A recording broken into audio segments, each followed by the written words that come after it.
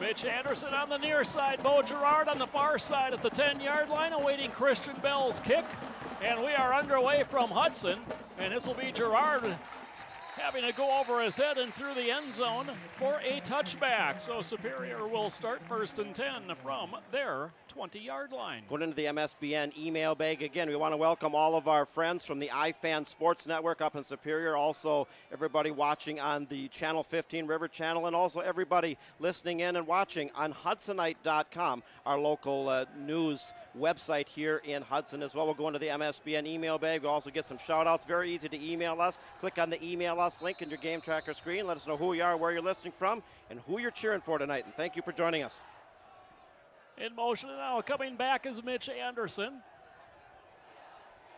Little motion and a keeper option. Pitch comes to the near side, trying to cut back in is Bo Gerard. Gerard, a nice carry, is out to the 28-yard line. A gain of 8 sets up 2nd and 2. Nice opening play by Superior. And if you can consistently get 6, 7, 8 yards on first down, boy, that really opens up the offensive playbook, and you're consistently on 2nd and 3rd down and short. An offense that put up nearly 500 yards against Hudson last year. Obviously, a lot of it through the air. It is a Spartan team that has turned toward the ground attack, and this is Ross Kennelly, and Kennelly's got a first down and into the secondary, out to the 35. A gain of 7 will move the chains. First email coming in tonight, Mark Lazan and Mark Jacobson says, let's go Spartans. Good luck tonight. Watching from the Calumet Refinery, working the night shift. Tuned into MSBN tonight. Thank you. And want to say hello to Pete emailing in. Also Frank Bell from Fountain Hills, Arizona. Stephen Bell, Christian Bell's uncle, and Frank Bell, grandfather, listening. Of course, Christian Bell, the senior kicker, punter, and also plays some defense for the Hudson Raiders. Handoff again, Kennelly off the right side, a big hole, and Kennelly bounces his way out to the midfield stripe, and another Superior first down out to the 46-yard line, a gain of 11 for Superior's leading rusher, and we're going to hear that name a lot. He plays on both sides of the ball. Well, a very good start for Superior as they're driving very close to getting into Hudson Raider territory here early on with the opening kickoff. Like Joe, like you said, a very hot night, a muggy night. The air is heavy. I think dehydration potentially could be an issue for both teams. Hope they can keep everybody hydrated and avoid the cramping. Hand off, Kennelly again, hit at the line of scrimmage, trying to burrow his way ahead, and finally is forced backwards that time. Finishing it is Zammy Schwartz for Hudson, a gain of 1 for Kennelly. Of course, this one of 18 events on the MSBN Sports Network tonight, mostly in Wisconsin. We also have some Minnesota games. Busy night on the network last night as a lot of Minnesota schools chose to play their football game on Thursday night over at St. Thomas Academy tonight. So a full docket of games. Check them all out. I'm glad. Thank you for coming aboard. Empty set backfield this time, in motion and taking the handoff. Mitch Anderson trying to pick his way, now bounces it to the outside. He's in Hudson territory, down to the 47-yard line, a gain of 6. Going to bring up 3rd and about 3 here for Superior. Want to say hello to Lonnie Meineke emailing in saying, let's go Hudson. He says, kick some grass. That we can say. That we can say. I'm reading it right off the screen. Lonnie Meineke emailing in. Thanks for joining us tonight. Ball marked at the 48, sets up 3rd and 4. First 3rd down play of the evening for Superior. Opening drive, 9:20 left to play in the opening quarter. We are scoreless. 3 receivers left, option coming this way. Late pitch, Kennelly to the outside, turns the field but gets tripped up. A nice play coming up from the safety spot is John Cryer to trip him up short of the first down. And now, John, it's decision time for Superior. Looks like here from what I'm seeing, they're not even considering going, well, no, wait a minute, I'm mistaken. Looks like they were going to go for it, and the punt team is coming on. Looks like about a 4th and 2 from my vantage point. A short 2, but 2 nonetheless, and Superior's going to punt it away. They had a nice drive going there, and the Hudson defense held on 3rd and short. Bo Rader is the Superior punter. Back deep to receive is Andres Burgess for Hudson, standing back at his 10-yard line. Low snap. Raiders kick line drive toward the near side. Burgess plays it on a hop, tiptoes up the near sideline and is out over the 30, cuts back, stayed in bounds, and is taken down at the 37-yard line. 25-yard return for Burgess. Well, a nice return. It's all about field position in the game of football, particularly between two very evenly matched teams, which I think Superior and Hudson are. And now we see the Raiders for their opening offensive drive. Dayton Diemel, Nick Holm had big games last week. And Charlie Murphy, not real big, only 5'9", had his first game at quarterback against Heartland Arrowhead and played very well, particularly in the first half. He'll hand it off to Diemel, and Diemel right up the middle, and that, boy, if anything says Hudson Raider football more than that play, I don't know what it is. Diemel just straight ahead for 2 yards. Harry Esock emailing in saying, "Go Raiders." He's watching his grandson Josh Fry. I do remember Hunter Fry from a couple years ago. This time Richards keeps, he pulled it back, and Ross Kennelly is there to take care of him. He drops him back at the original line of scrimmage. It'll be 3rd and long for the Raiders. Charlie Richards kept the ball and carried it 12 times last week for 52 yards. Also threw for 107 in his first varsity start. Couple fakes and a little screen tipped up into the air, and Diemel just unable to haul that one in, and that's too bad, John. It looked like they had that set up pretty well. Well, it looks like Hudson's going to end up punting it away on their opening drive. Very good defensive opening for the Superior Spartans. On this warm early September night here at historic Newton Field in Hudson, Wisconsin. Wind blowing at about 10 miles an hour, excuse me. And that is moving slightly at the camera position and moving from left to right, so should get helped along as Christian Bell drops back to kick it away for Hudson. Gerard drops to his 25-yard line for Superior to receive what they anticipate being the punt. It is. Nice spiraling punt. Gerard calls for the fair catch and retreats back to the 20-yard line or the 15-yard line to haul that one in. First and 10 on their own 15-yard line. 49-yard punt, no return by Christian Bell.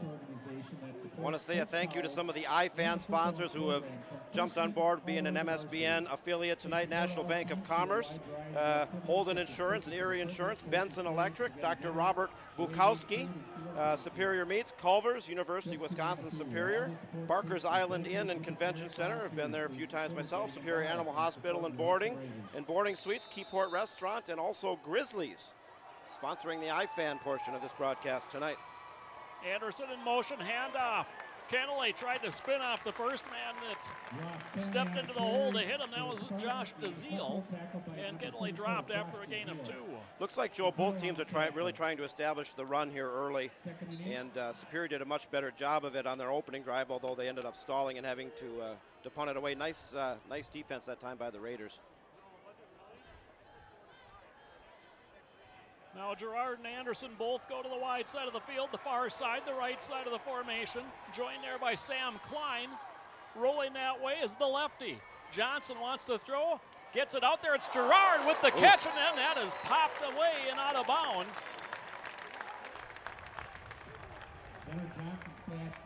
I'm looking here, Joe. Looks like Spencer Schmidt with the big hit that time for the Hudson Raiders, and he's coming off 5'10", 170-pound junior. Laid a pretty good lick there.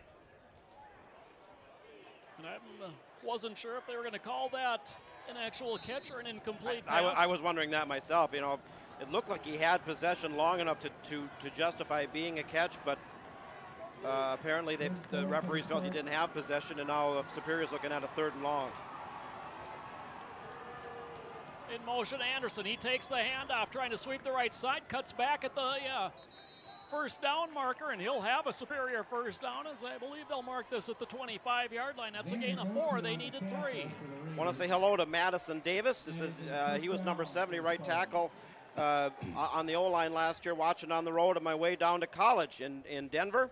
Currently in Nebraska, however. He says, "Let's go get them, boys. Go Raiders." He says, "We are the Superior team." That one coming in from Madison Davis. Safe travels on his way to Denver. He's currently in Nebraska. Safe travels to everybody. Whether you're going off on the Labor Day weekend vacation or off to college, I remember that well, how that was 26 years ago, going off to the U. 6:29 left to play opening quarter, no score. And taking the handoff, the jet sweep, and Kennelly gets strung out and run out of bounds. Very short gain, if any, on the play. Second and long coming. Well, that's one thing Hudson did very well against the Heartland Arrowhead Warhawks. You know, it's a pretty fast, athletic defense, converging on the ball, aggressively attacking the ball. And, you know, Superior here a second night, that really went nowhere. Hudson defensively was just too fast and cutting off the wedge there. French and Klein go off. Three receivers to the right. 2nd and 9. Johnson looks left, quickly delivers, and is it a loose ball or is it an incomplete pass? Still no indication. Hudson wants to say they had it, and finally it's the official on the far side that rules that pass incomplete. Gerard unable to haul that one in. 3rd and 9 coming for Superior. And if the Hudson Raiders defense can force a punt here, they stand to potentially get some pretty good field position. Hudson traditionally has been susceptible to the pass. Joe, you had mentioned that Superior just really lit them up last year through the air. Of course, a guy by the name of Nick Mellum was behind center back down. Johnson rolls again to the offhand, and he's in all sorts of trouble, and down he goes. First one there was DeZiel, then coming in was Schwartz to finish things off. Dropped back at the 15, a loss of 10. Big Josh DeZiel, 6'2", 190-pound senior linebacker for the Raiders, busted through the line and broke that one up. And as I mentioned before, Hudson potentially stands to get some decent field position out of that. As Superior punting deep in their own territory on about looks like about the 2. Good high kick, kind of knuckleballs, fair catch called for and taken at the Superior 47-yard line by Andres Burgess. So good starting field position. The Raiders on their 2nd possession of the night. We've got 5:04 left to play in a scoreless first quarter. Taking a look at the MSBN Sports Network scoreboard. Again, 17 events on the air tonight. We got the Raiders and the Spartans here. Also over in Minnesota, Blaine taking on Centennial. That's always a big rivalry game. Chisago Lakes taking on North Branch. And also another Big Rivers matchup. The 2-0 Eau Claire North Huskies taking on the always tough Menominee Mustangs. Handoff, Demel stutter steps, picks his way through the right side of the line, and dives ahead to about the 42-yard line. That's a gain of 4, maybe 5 for Demel. And Dayton Demel's one of the key cogs in this Hudson machine. He had an excellent junior campaign last year and looking for big things out of the senior this year. I think he's going to consistently get 15 to 20 carries a game. Kearney splits wide to the near side as Jackson Helmers, the tight end, ends up on the left side. Little counter play, it's Holm, and Holm has a hole. He's got a first down before he stood up and dropped at the 34-yard line. Gain of 8, first down Hudson, their first of the evening. Well, after a less than impressive first offensive possession where they went 3 and out and Superior defensively, just had them all figured out, that were able to convert the first down. Got a drive going here into pretty decent field position into Superior territory. It's Demo, bounces it out to the outside and then cuts back up over the tackle position, and another 4-yard gain for Demel. Boy, we saw that so often last year. You mentioned last year, his junior season. I believe he scored a touchdown every game that he played in. Yeah, that sounds right, you know, and they're just hoping he can stay healthy and really cap his career here with an excellent senior campaign following up on a solid junior performance. In motion, Trapecio counter back to the near side for Home, but he is swallowed up and dropped after a gain of maybe 1. Superior thinks they have the football, but referees say that Home was down. Going to bring up 3rd and a long 4 for Hudson. Jager Marvin checks in. He'll be the wingback right, wearing the number 1 that was worn by his brother last year. He goes in motion. That draws Superior off, and Hudson will take the gimme first down. Well, you know, it looks like Richards had a hard count there, and just to explain what exactly I'm talking by about a hard count, it's varying the cadence on the snap count with the intention of trying to draw the defenders off the line of scrimmage and get them for a penalty, which is exactly what happened there. 1st and 10 from the 22. Hudson handoff. Diemel off the right side gets tripped up as he went through the line and comes crashing down at the 16-yard line, a gain of 6. Boy, just getting a hand as he was going through that time was Garrett Hobson for Superior. And Hudson in that traditional hurry-up offense that they've ran in the 4 years we've been covering the Raiders. They're quick to the line. This time Richards keeps inside the 10 and taken down at the 8. It'll be 1st and goal, Raiders. Boy, talk about a quick 8-yard scamper that time for the quarterback. Well, Charlie Richards, and he's not big. He's listed at 5'9", 165, and that might be generous. The senior taking over for John Yucatil, who was the senior captain last year, but he's quick. He seems to have a good understanding of the offense. Had a really good game against Arrowhead, particularly in the first half. Marvin in motion, handoff. Diemel inside the 5, dragging a man down to the 2. It'll be 2nd and goal after a gain of 6. As the Raiders knocking on the door again, we want to thank our fans and thank the iFan.tv Sports Network that covers Superior for picking up the MSBN feed tonight. Also Hudsonite.com and also Channel 15 here in Hudson carrying the game. Handoff right up the middle to the goal line and dropped shy of the goal line. Will bring up 3rd and goal, Raiders. Really nothing fancy there, Joe. It looks like Hudson's calling it. Yeah, the referees are taking a quick timeout. I'm not sure what that one was for, but 3rd and goal. Power I formation, home the deep man. They hand it off to him, and he goes. Touchdown, Hudson, but we've got a flag and an illegal procedure call on Hudson. It'll be 3rd and goal from just outside the 5. Kind of a jumbo package there is Dominic Sidambecco, 5'9", 200-pound fullback, joined the backfield for that play. And it worked. Unfortunately, they're going to have to do it over again because they had, was it legal procedure or yes. legal procedure? You know, I say it every game because it's true. Turnovers, penalties, special teams play. The penalty that time cost Hudson 6.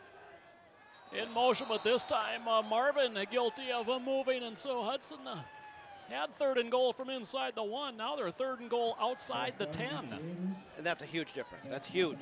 You know, I mean, you go from 3rd and short, right, knocking on the doorstep of the goal line to, you know, you're backed up all the way to the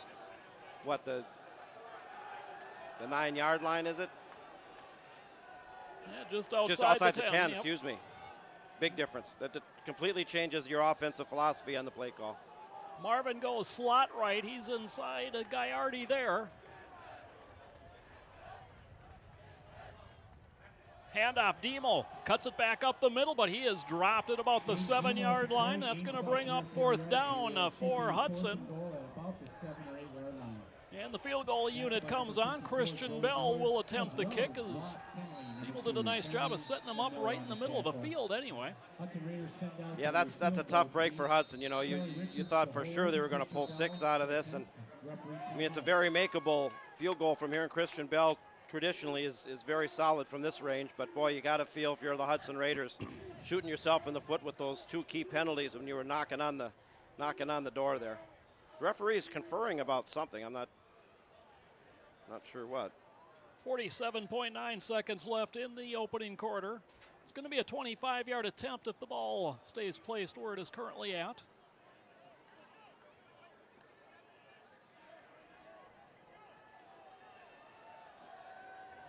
And the referee's all on the same page. Whistle. Things to go again. And unable to gather that one in was Richards, and now Richards going to be swarmed under back at the 18-yard line. So a touchdown taken off the board due to illegal procedure, and Hudson comes up empty. Well, talk about going from feast to famine. You know, when you're within a yard of the goal line with the 3rd and short, back-to-back consecutive penalties, the 3rd down tanks. you go for a very makeable field goal on 4th down, and you know, a bad snap and whatnot, and you go from, you know, 6, possibly 7 points, maybe even 8 to nothing. That's a tough break for the Raiders, and a very good break for the Superior Spartans. They dodged a bullet there. 35 seconds left in the opening quarter. It remains scoreless here in Hudson. Third possession of the game for Superior. They garnered 3 first downs on the opening drive, 3 and out the second time. Handoff. And Lazan, sweeping the right side, is going to have a short gain shy of the 20. Give him 2 on the carry, 2nd and 8 coming. Tom Geisler, among others, in on that, 6'3", 390-pound senior linebacker for the Raiders. Very, very short gain on that one.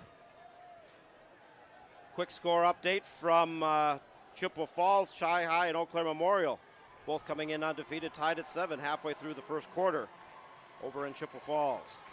And Superior will let the clock tick down to 0. They'll work with the wind behind their back in the second quarter. We'll come back when the second quarter begins. Your score at the end of 1 here in Hudson. Spartans nothing, Raiders nothing. You're watching Big Rivers football action. Mission to create a fun and energetic atmosphere at each game, with the intent of being the best student section in the Big Rivers Conference.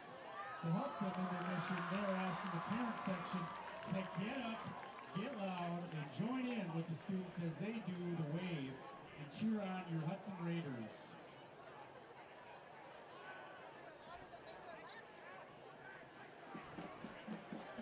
Welcome back to Hudson. Joe Moore along with John Wecken with you here at Newton Field. Opening night of Big Rivers Conference playing.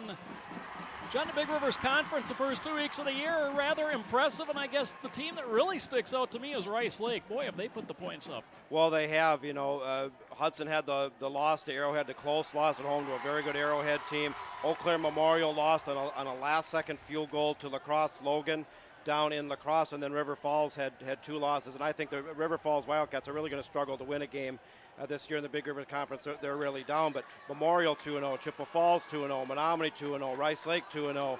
You know, this Big Rivers Conference very early on is shaping up to be pretty strong. As we begin quarter 2, 2nd and 8 Spartans. Johnson hands off Kennelly looking for a hole, cuts it back up to about the 23-yard line, gain of 4, brings up 3rd and about 4 for Superior.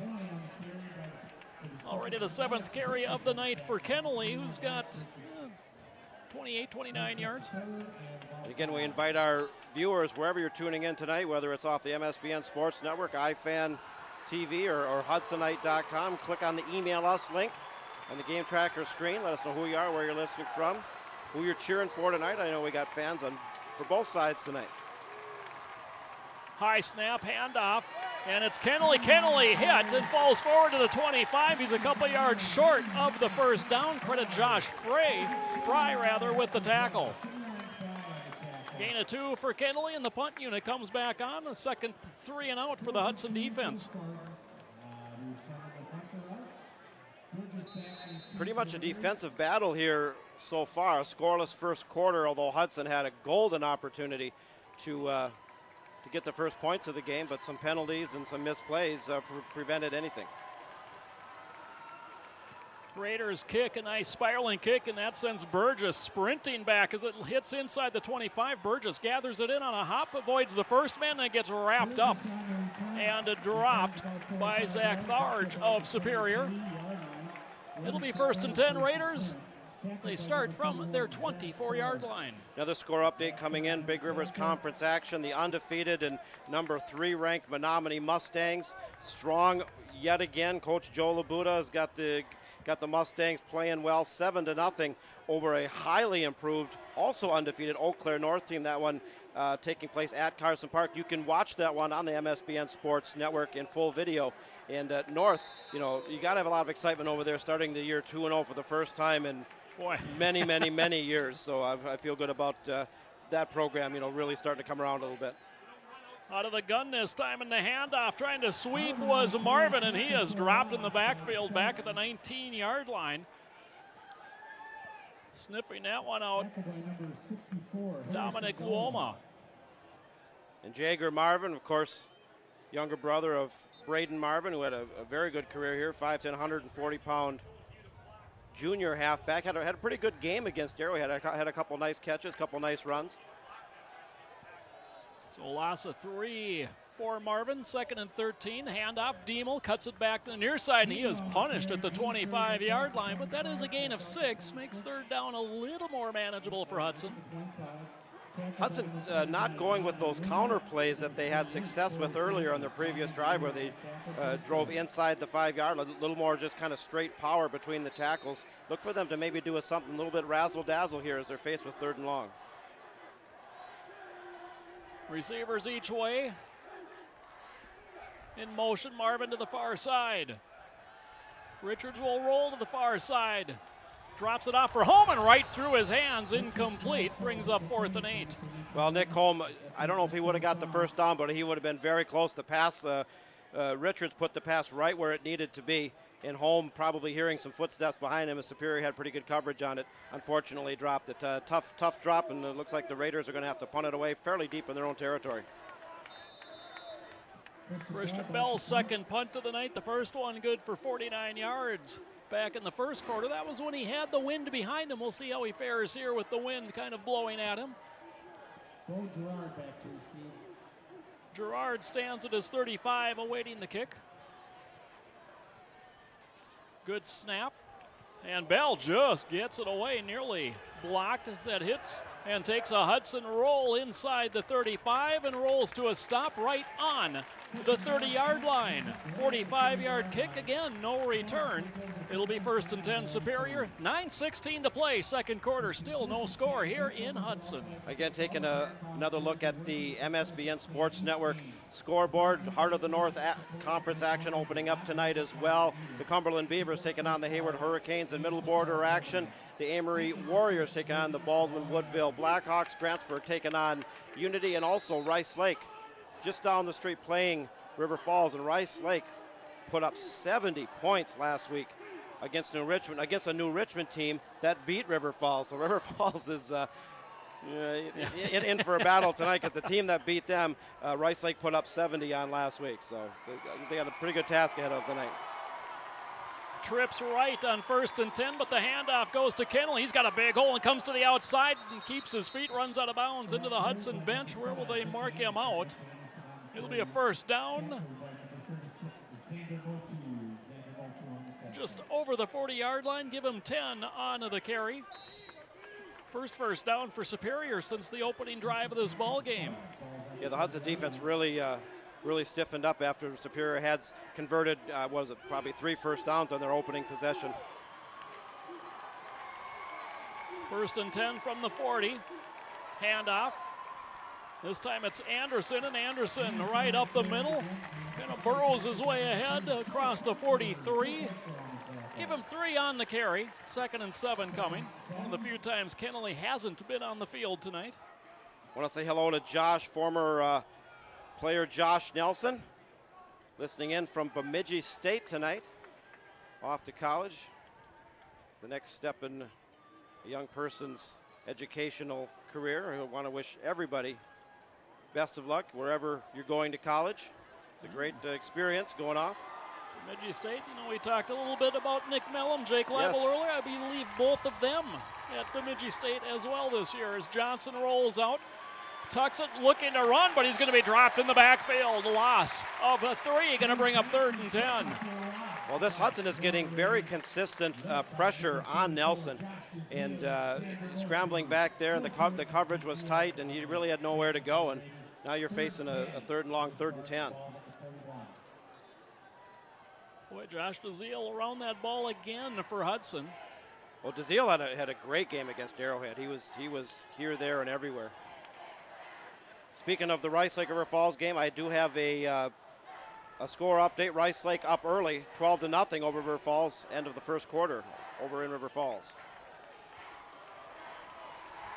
Richards forced out of the pocket, throws on the run over the middle, and it's too high. Intended that time for Klein. He was short of the first down anyway. Brings up 4th and 10.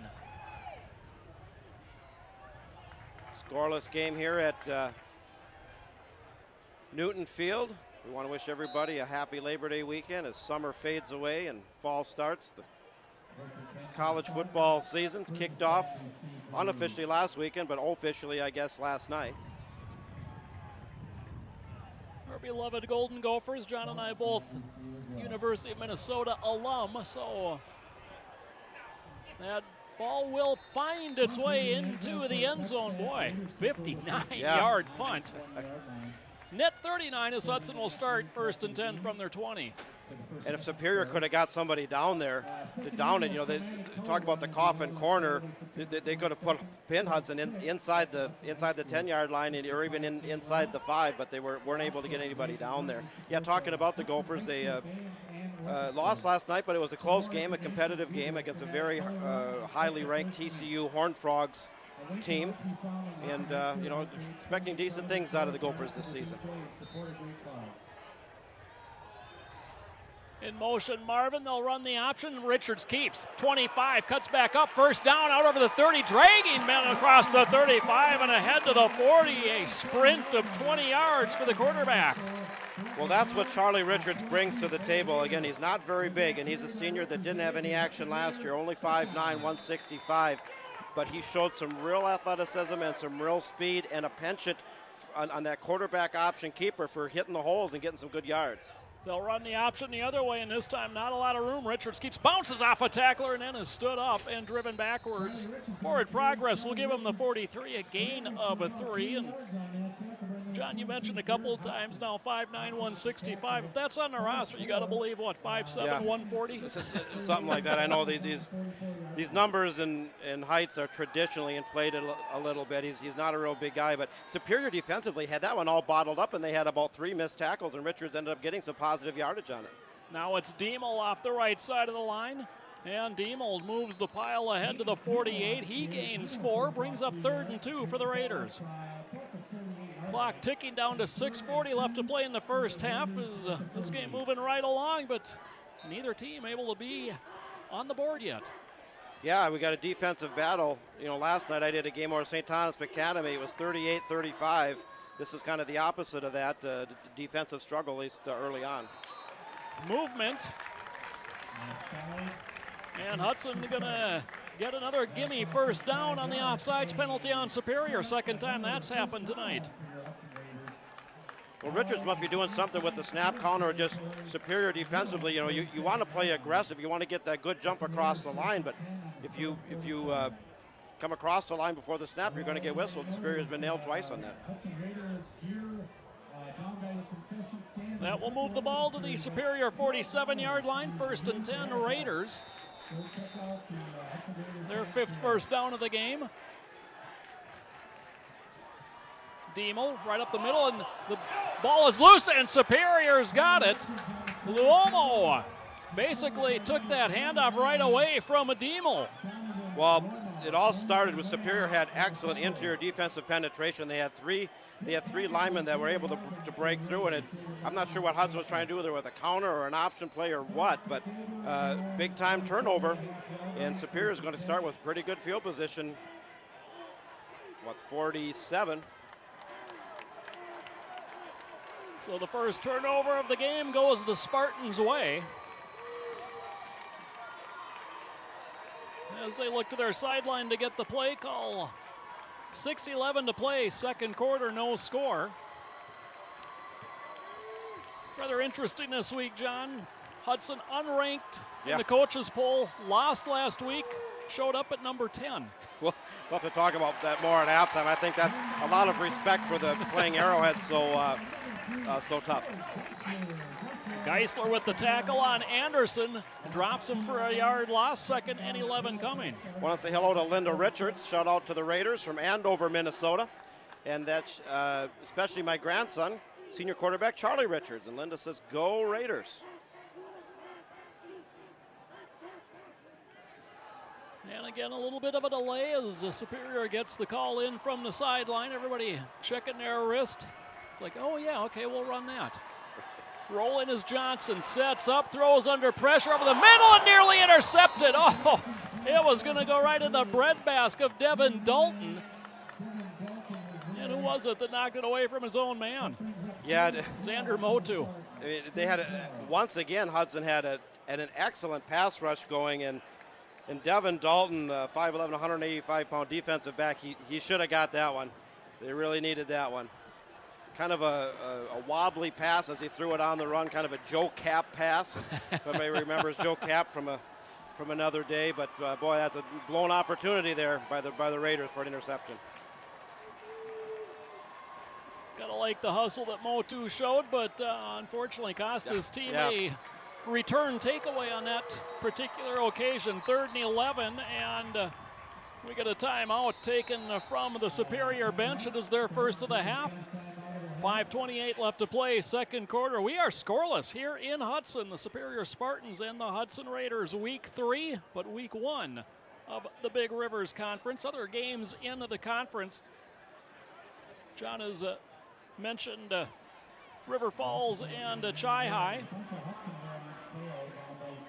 Excuse me, Rice Lake and River Falls. That one 12-0 at last count. Menominee at Eau Claire, Carson Park to take on North, and then it's Memorial at Chi High tonight. Also want to say hello to Scott Thompson, emailing in. I know he's up from listening in Superior tonight. Followed MSBN for a long time. Keep those emails coming in. Love to hear from you. We got a lot of people on board tonight, whether you're tuning in from the MSBN Sports Network, the iFan Sports Network out of Superior, or tuning in on Hudson's new website, hudsonite.com. Thank you for spending this balmy Friday night with us here at MSBN. 3rd and 11, Johnson forced from the pocket, dumps it down, and getting a first down inside the Hudson 40 down to the 39-yard line is Mitch Anderson.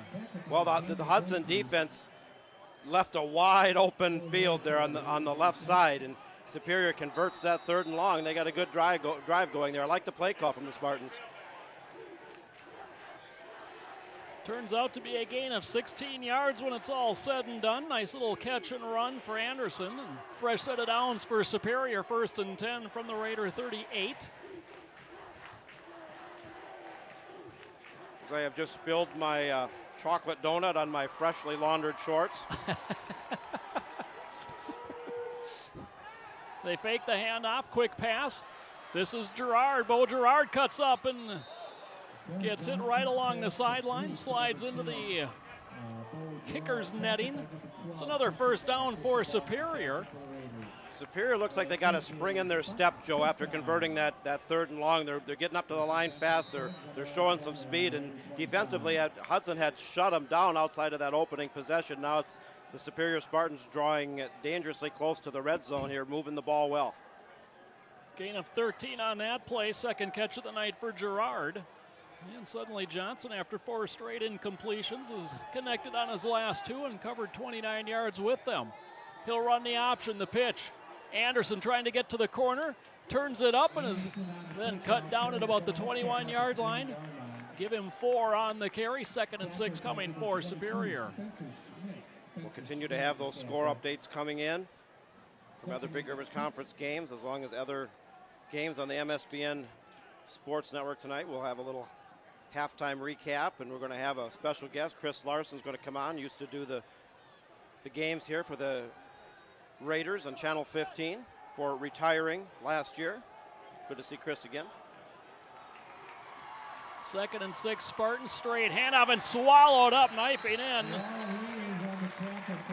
Sammy Schwartz makes the tackle. It'll be a loss of a yard on the play. 3rd and 7 coming. Well, Superior again to this 3rd and long situation. Hudson defensively has to bottle this one up better than they did the last 3rd and long, as Superior converted it. Probably outside of field goal range at this juncture, maybe in 4-down territory. It all depends on the confidence you have in the kicking game. High school, much different than college and pro. Some teams have a good, solid kicking game. Other teams basically have no kicking game. And I think Hudson's been very fortunate over the last couple of years to have Christian Bell. They have. Bell's been very solid. And we've got a timeout taken by Superior. It is their 2nd. Stops the clock with 3:26 left to play in the opening half. We remain scoreless, Superior and Hudson. good time to shoot us an email. You can do that very easily. Click on the Email Us link on your game tracker screen. Let us know who you are, where you're listening from, who you're cheering for tonight. Whether you're listening in on the iFan Network, MSBN Network, or Hudsonite.com, you can also email us directly. That's MSBN Channel 1, the number 1, at mnsportsnetwork.com. If you want to email us directly, if you don't have the game tracker screen. Well, this will complete a 3-game road trip to start the season for Superior, so all the Superior fans can catch them at a wonderful facility. Oh, NBC Spartan Field, it took a lot of moving parts to get that done. They did a wonderful, wonderful job up there. 3 receivers to the right. They fake the handoff. Johnson forced out of the pocket, throws on the run into the end zone. He's got his man. Touchdown, Superior. Well, Superior had Johnson on the run yet again, but somehow, someway, he was able to get loose and threw on the run off his back foot. Was able to get a pretty good spiral out of it, and touchdown, Spartans. Brett Lazan on the receiving end has Superior on the board first here this evening with 3:21 left to play in the second quarter. Well, I'll tell you what, the Hudson Raiders don't trail very often here at Newton Field, but they are right now. And the extra point is good. 3:21 to play, quarter number 2, your new score. Superior 7, Hudson nothing. 22-yard connection, Johnson to Lazan as the visitors on the board. Well, and you had talked about Nick Mellum, and Jake Leibel and Nick Mellum says shout out to Superior from Bemidji, and they're at Bemidji State. They say go Spartans, so there's your former Spartans tuning in tonight. Nick Mellum had a very good career. I remember he got hurt at the tail end of 2013 as they went into the playoffs, and they were really, really lost without him. But in a lot of years of covering high school football, he was one of the better quarterbacks that I saw. Whew. The year he had last year. Yeah, tremendous.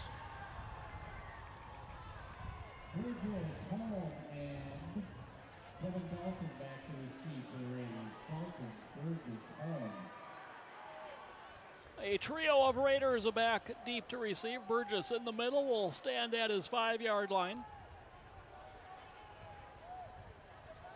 Holm is flanked to his left, the near side of the field. Devin Dalton to the far side, stand at about the 10. And just kind of a line drive kick, going to find its way to Dalton from the 13, right up the numbers, and Dalton hit at the 24 and spun down right there. Forward progress will give him the 25. That's where Hudson will start first and 10. They've got 3 timeouts and 3 minutes and 15 seconds with which to work. Well, yeah, the full complement of timeouts. You can work the sideline. The clock also stops with the movement of chains. So you have there's enough time to work with here to potentially tie this game up going into half.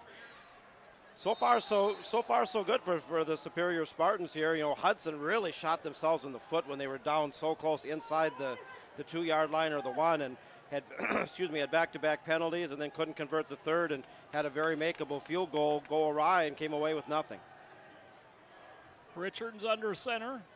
Trapiccio in motion to the near side. We get whistles and flags flying at the snap. Illegal procedure, the call on Hudson. Third time they have been whistled for that infraction tonight. Both teams a little guilty of some pre-snap movement tonight. Yeah, and again, it's early in the year. Timing is not what it is early in the year that it will be a mid-season or even late season. That's kind of the rhythm you get into. It comes with repetition, comes with practice and game experience. But the Hudson didn't have great field position to start with, and now it's even worse. And again, at the snap, we get a flag and a whistle and another illegal procedure call. And boy, it is now 1st and 20 back from the 15-yard line for the Raiders. This right now is not looking like the Raider team that had a 20-point lead on the number 2 ranked Heartland Arrowhead Warhawks a week ago. The penalties and just some missteps and misplays here. Hudson's got to get it together. Jake Somerville checks in and sprinting off the field. Is a little confusion there. Sidambeko. Marvin trying to get to the corner, turns up at the 15 to the 20 and fights his way out over the 25, but a flag comes in from the back side of the play, and this one probably going to be coming back. Boy, as the referee points to Stephen Trapiccio, and it's going to be a holding call 10 yards from the spot of the foul, in this case half the distance to the goal. I'm holding up my hand and I'm holding up 3 fingers because that's the 3rd consecutive play that the Hudson Raiders have been whistled for a penalty, so they get backed up even further into their own territory, already down 7-0. It's 1st and a mile now. Chippewa Falls leads Eau Claire Memorial 13-7, 8 minutes to go in the first half, and that one Chippewa Falls undefeated, Memorial 1-1. That one over at Chippewa Falls tonight. 1st and 27 for Hudson.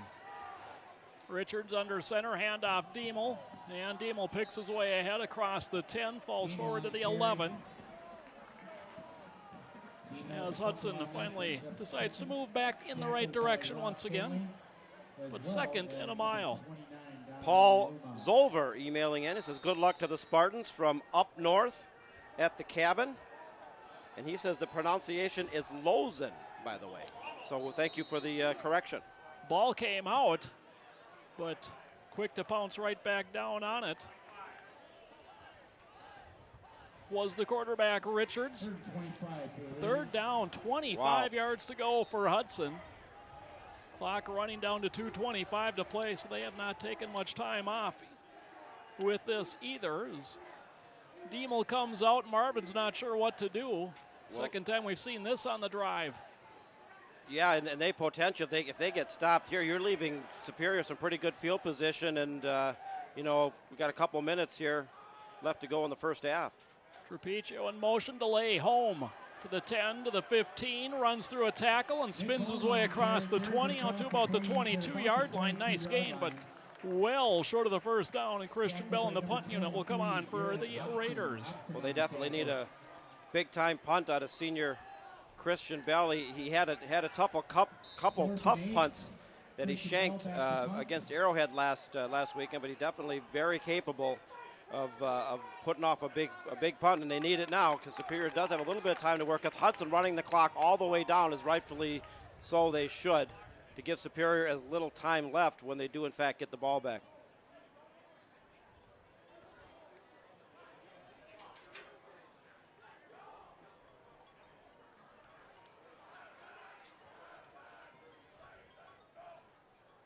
Snap comes with 1:10 and an end-over-end punt. Not Bell's best effort, ends up hitting a teammate at the water cooler. How dare you take a break while I'm punting? I shouldn't laugh. I'm sure that really smart. So just to kind of visualize this, because we didn't get this on the camera, a player with his back to the field was filling up a cup on one of the many Gatorade jugs. It's still well into the upper 80s. Didn't see the ball coming, caught it right in the head. A 22-yard punt marked at the Hudson 45, so a one timeout, 1:06 on the clock for Superior. Boy, John, they've got a legit chance here to end the half. If nothing else, put themselves into a position for a field goal attempt to possibly go up 2 scores. Offensively, boy, Hudson has really misfired on that last possession with penalties and just did not look sharp at all. 3 receivers left. They'll hand it off to Anderson. Anderson over the left side and inside the 40 down to the 39. It's a gain of 6. Quickly to the line go the Spartans. Yeah, Superior's kind of in a hurry-up offense. We're under a minute. They don't just have the one timeout left.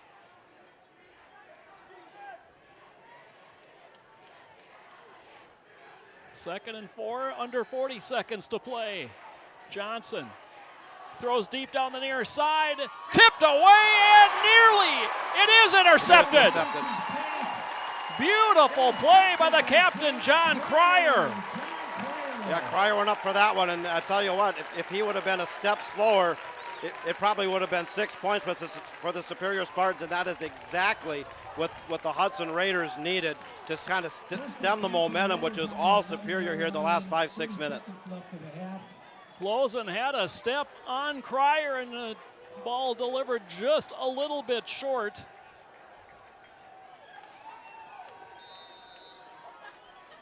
And Cryer with the acrobatic athletic interception. 30.2 seconds left on the clock. 1st and 10 Raiders from the 11. They still do have all 3 timeouts, but we'll see how Coach Cowles elects to play things. It's Richards on the keep and tries the right side. Dives out to about the 13, a gain of 2. Yeah, and Hudson probably content to go into halftime down by 7. You wouldn't want to try anything too fancy and turn the ball over and give the Spartans one last chance. Probably the last play of the half here if they snap it. 5 seconds left when they do. Richards kind of falls down as he takes the snap, and that's going to do it for what turns out to be kind of an ugly end to the first half if you are a Hudson Raider fan. Your halftime score here from Newton Field. Superior 7, Hudson nothing. You're watching Big Rivers Conference football. Email. And we are underway. A little pooch kick right into the middle of the Hudson team, picked up at about the 22, and Dayton Diemel on the return across the 35, falls ahead to the 38-yard line. Good opening field position to begin the second half for the Raiders. Diemel, the leading rusher in the first half for Hudson, 9 carries, 46 yards. Hudson held to just 79 yards total offense in the first half. It looks like Rice Lake is up. I'm going to have to get a clarification on the score. I'm seeing Rice Lake 36, Eau Claire North nothing, and that's okay, except that Rice Lake is not playing Eau Claire North tonight, so I got to get some clarification on that score. They are that good then if they're beating teams they're not playing. Yeah, then you're really good then. Option, and Richards able to shake off a man in the backfield and then sprint ahead out to the 44-yard line. That's a gain of a 6 on the play. And if you're the Raiders, you know, when you had those misfires on that tail end of that second half, you just got to build from there. You got to put it behind you, get back into that rhythm, do the things right that they did when they had that good drive, and do the things right they did last week. Diemel up the middle, moving the pile, and boy, look at it, surge to the midfield stripe. That'll be a Hudson first down, just shy of the midfield stripe on a gain of 5. That's Raider physical football, smash mouth between the tackles. Dayton Diemel kept those legs pumping, low center of gravity. That's the fundamentals you teach your running back, and Dayton Diemel fundamentally is very, very sound. 1st and 10 Raiders from the 49 as they pick up a first down on 2 plays. It's Diemel again, this time stood straight up. Boy, oh boy, man on man, and Ross Kennelly with the stop for Superior after a gain of 2. Kind of did the Jared Allen fist pump after it came up from his nose guard position and stopped Diemel cold in his tracks. Want to say hello to Ima and Papa Weeks, grandparents of Calvin Kobler, watching tonight tuning in from Cedar Rapids, Iowa. And they say, go Raiders. 2nd and 8, boy, a couple of good players met at the line of scrimmage there. Sure did. And again, what we get was that? Whistles and a flag. Oh, Hudson with 5 penalties in the first half. Boy. Cost them 27 yards. And false start. They're going to get another 5 here. And it was 2 sequences. They had the back-to-back penalties on 3rd and goal, and then the 3 straight penalties late, starting a drive, really backed them up and short-circuited. And Coach Adam Cowles doesn't have a whole lot of hair right now. He's going to have even less when this game's done if that continues. So the ball spotted at the Hudson 46. 2nd and now 13. Richards out of the shotgun. Diemel behind him. Takes the hand up. Boy, he had to reach behind him to get it. It's actually Nick Holm, and Nick Holm finds a big hole, and across the 50 he goes down to the Superior 47-yard line for a gain of 7. Well, they had a nice gain that sets up a little more makeable. Still 3rd and long. They're showing 3rd and 13 on the scoreboard. That's not right now. A 3rd and 6. I got a very important email coming in. I'll read after this play as Hudson tries to pick up this very important 3rd and 6. In motion is Trapiccio. He'll reset to the wing back right. Diemel is the deep back. Receivers each way, and now stepping back is Holm into the backfield.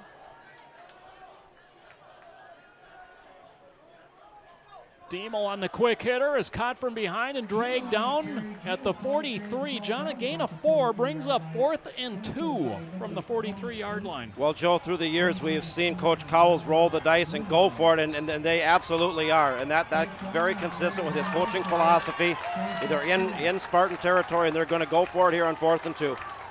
Big play here early in the second half, 9:20 to play in the third. Trapicio tried to get another freebie first down. Hudson got a couple of those in the first half. Looks like he's audibling here. Again, Trapicio in motion again. He'll reset. They're going to have to get this play off or they're going to have to delay a game. Handoff. Diemel first down inside the 40 as he hurdled a man at the line of scrimmage down to the 37, a gain of 6. Nice play call there, gutsy play call on 4th and short. We've seen Coach Cowles do it time and again. And if you go back in the last 2 seasons, Hudson's success rate on 4th and short, meaning 4th and 2 or less, is very, very high, and they convert that one. Fresh set of downs for the Raiders. Fumble off the snap, and Diemel has to jump back on it at the 41, so the Raiders lose 4, and that's the second time we've seen a bad connection at the snap.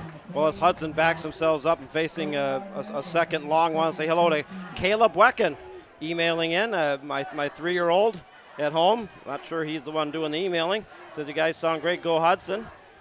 My wife Jessica probably wrote that, and glad to have them on board. Counter play, Marvin picks his way ahead to the 34-yard line before he's slammed down by Luomo. And Hudson with that hurry-up offense here, trying to keep up that momentum. They got something going here.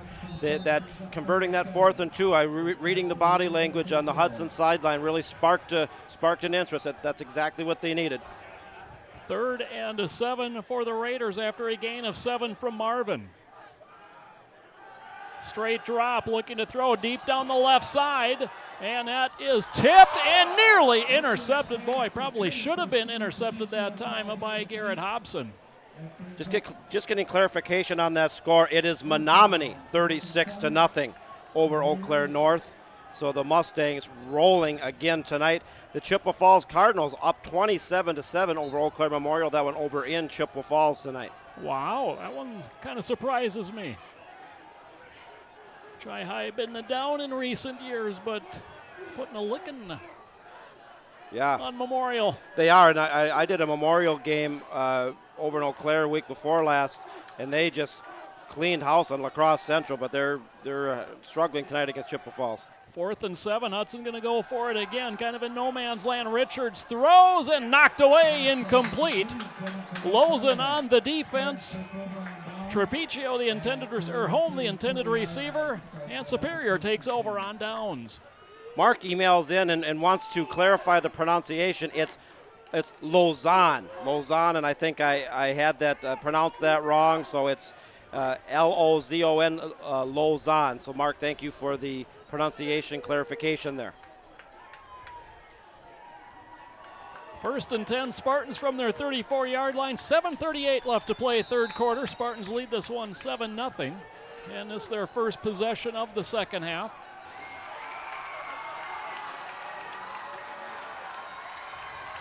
Handoff. Gerard trying to sweep the left side and gets strung out and knocked out of bounds after a short gain. Perhaps they'll give him the 36. That would be about a 2-yard gain. A lot of running for only 2 yards upfield. Well, Superior's tried that kind of wide sweep a couple different times, and defensively, Hudson is very fast to pursuing the ball, and they haven't had a lot of good, consistent luck with that type of play so far.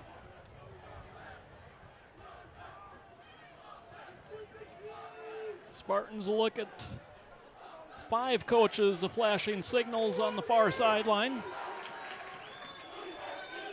2nd and 9 from the 35. Handoff right up the middle and out to about the 40-yard line. Kennelly started as the deep man, but really hasn't played running back since the first quarter. He is back in there. He gains 5. 3rd and short 5 for Superior. A very important down, particularly for the Hudson defense here, as this quarter is very quickly slipping away. We're going to be under 6.5 minutes, or around 6 minutes when the ball snapped. Hudson down, still getting shut out, 7-0 here. And actually, it was Mitch Anderson on that last carry. He's the deep back. Johnson guns it out, and Lozon with the reception. That's a first down. He's taken down immediately at the 47. A quick pitch and catch for 7 yards and a Spartan first down. Superior's been very efficient tonight, getting these 3rd and 5, 3rd and 6, converting these 3rd and 5, 3rd and 6. Sometimes they're going to the air, sometimes they're doing it on the ground, but they got a drive going here, getting closer, ever closer into Hudson territory, and that clock continuing to run. Johnson now 5 for 9 tonight. He has thrown an interception. He has thrown the game's only touchdown as well. 2 receivers each way. Handoff. Anderson runs out of a tackle in the backfield and then across the 50, slides to a stop at the Hudson 48. That's a gain of 4. Hunter Fry, former Hudson Raider, emailing in saying, "Go Josh Fry." I remember Hunter Fry from a couple years ago. Good running back for the Raiders. And Spencer Gadowski emailing in says, "Go Spartans, looking good so far." Spencer, thank you for emailing in. Keep those emails coming in. Thank you for joining us, whether you join us on MSBN, iFan, or Hudsonite, or Channel 15. Glad to have you. 2nd and 6, Superior in Hudson territory. High snap, Johnson just going to fall on it, but we've got a flag, and this one maybe going to be blown dead before it even started. Yes, illegal procedure going to be the call, and that actually benefits Superior. Yeah. You don't see that happen very often where where a mistake on your part actually benefits you, but that's one of the situations where that in fact does happen. Going to be 2nd and 11 as opposed to 3rd and about 18. Only the 3rd penalty of the night. First offensive penalty of the night for Superior.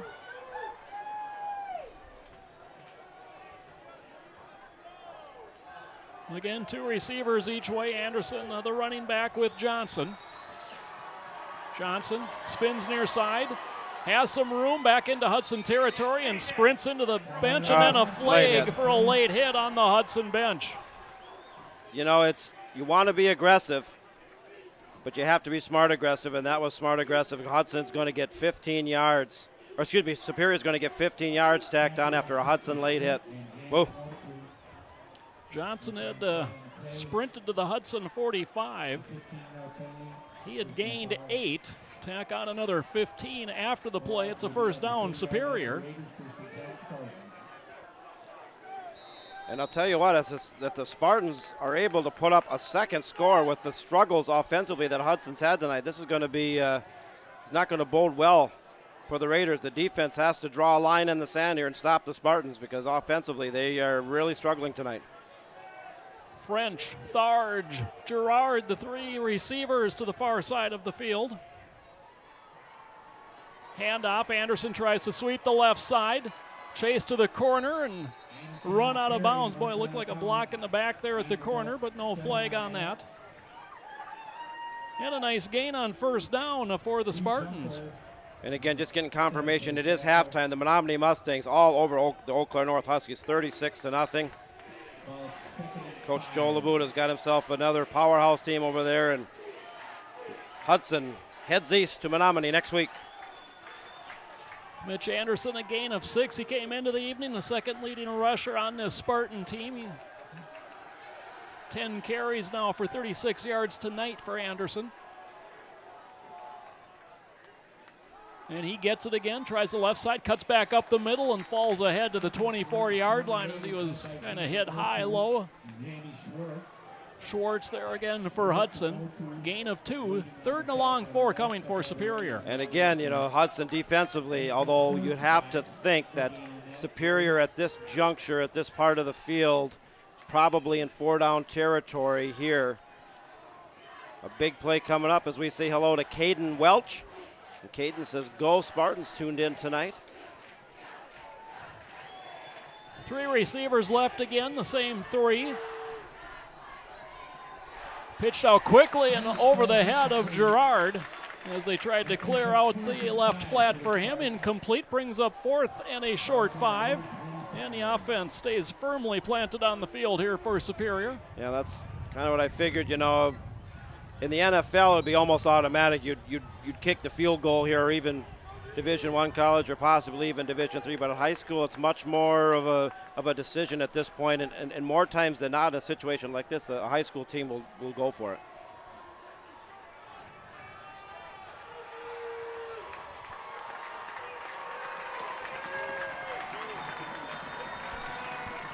Johnson looking left, now rolls to the right. He's going to sprint for a first down inside the 20 and a banged out again right at the sideline. Boy, Hudson nearly flagged, and we've got an injured Raider right on the sideline as well. Looks to be Malcolm Kavalowski. And Johnson just saw an opening, sprinted towards the right sideline at an angle, was able to convert that fourth down. It is a gain of 10 for the quarterback. 18 yards rushing on the drive now for Johnson. And Kavalowski will hop his way to the Hudson bench to get looked at, putting a little bit of weight as he can on the left leg. Well, John, some good news, some bad news. The good news, temperature has dropped to 80. The bad news, the dew point has risen to 73. And I'm showing 85 on my, well, wait a minute, I'm showing 80 and 85, so let's cut the difference and say it's 82 and a half. It's darn hot and it's darn muggy and the air is heavy, and as we get into this fourth quarter, fatigue, early in the year conditioning, early season conditioning isn't what it is late season. We're probably going to see some fatigue set in, but I think for again, the Hudson Raiders down 7-0. Offense is sputtering. The defense is going to have to rise to the occasion here as the Spartans have now driven inside the red zone, converting that fourth down on that Johnson scramble. The Hudson defense has to hold the line. 1st and 10 from the 17, 3:40 left to play in the third quarter. 7-0 Superior. They're threatening to make this a 2-score game. Handoff, Anderson cuts back in as a flag comes in from the referee. That usually signifies a hold, as a flag comes in from the far side as well. I don't know if that's two different penalties or two flags on the same penalty, but it looks like it's probably going to come back. And sure enough, it is. That's a break for Hudson. As we go back into the MSBN email bag, Joey Barker emailing in, says, go Brett. Brett Lozen, number 4. Win at Souptown. So after they march off the 10 yards on the holding call, it moves the ball back to the 23-yard line. We'll call it 1st and 16 from there.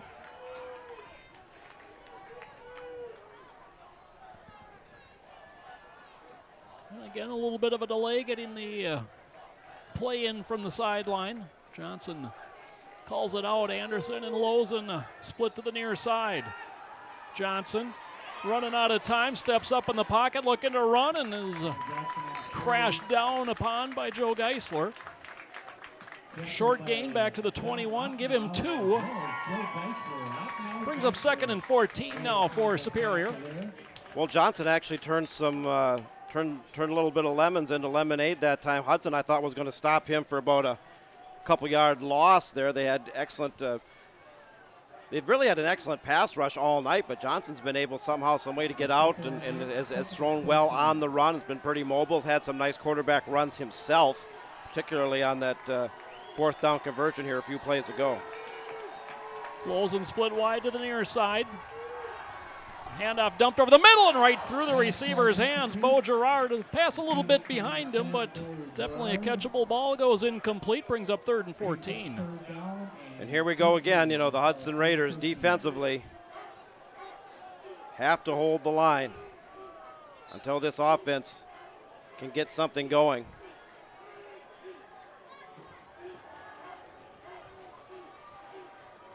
Klein and Gerard, the receivers to the far side. Anderson looks like he'll split out wide to that side as well.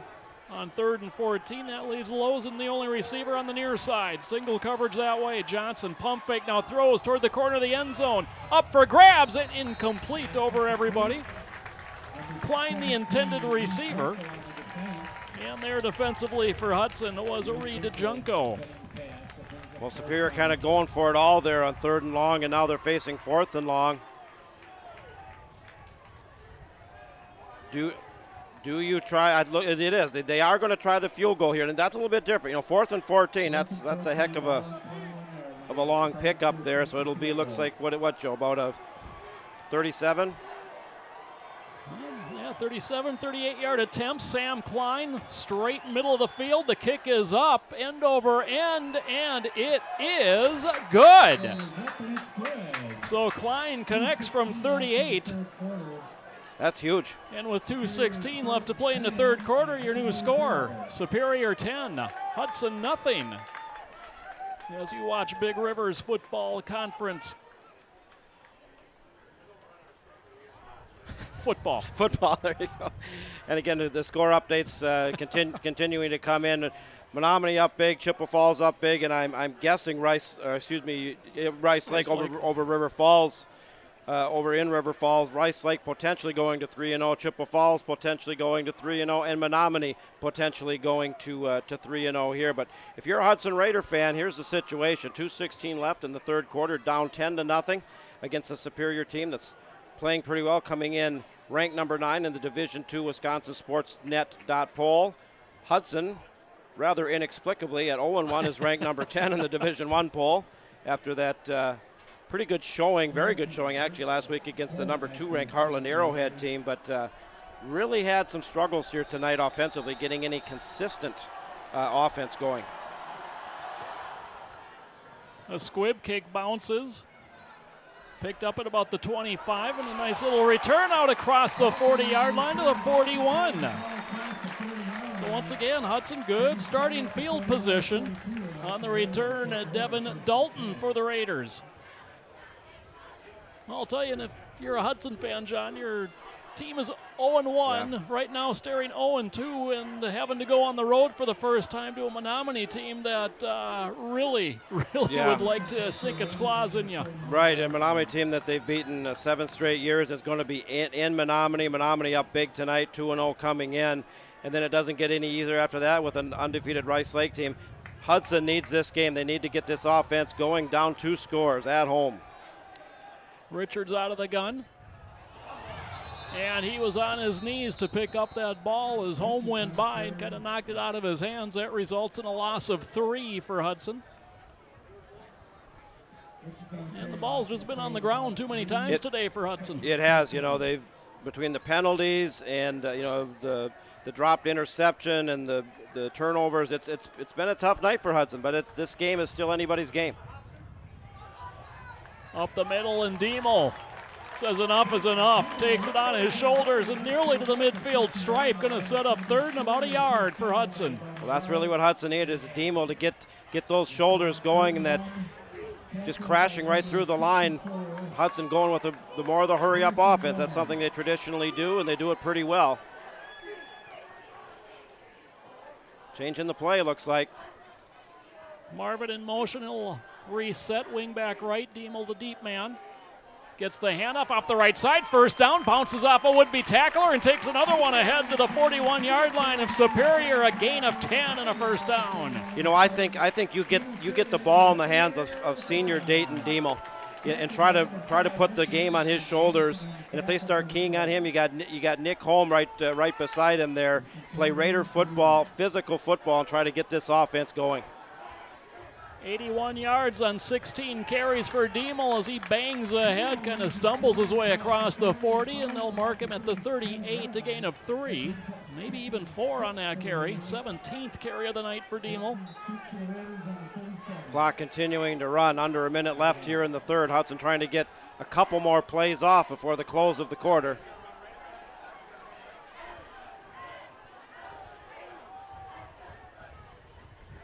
Handoff Diemel again. 4th straight play inside the 35 down to the 34-yard line.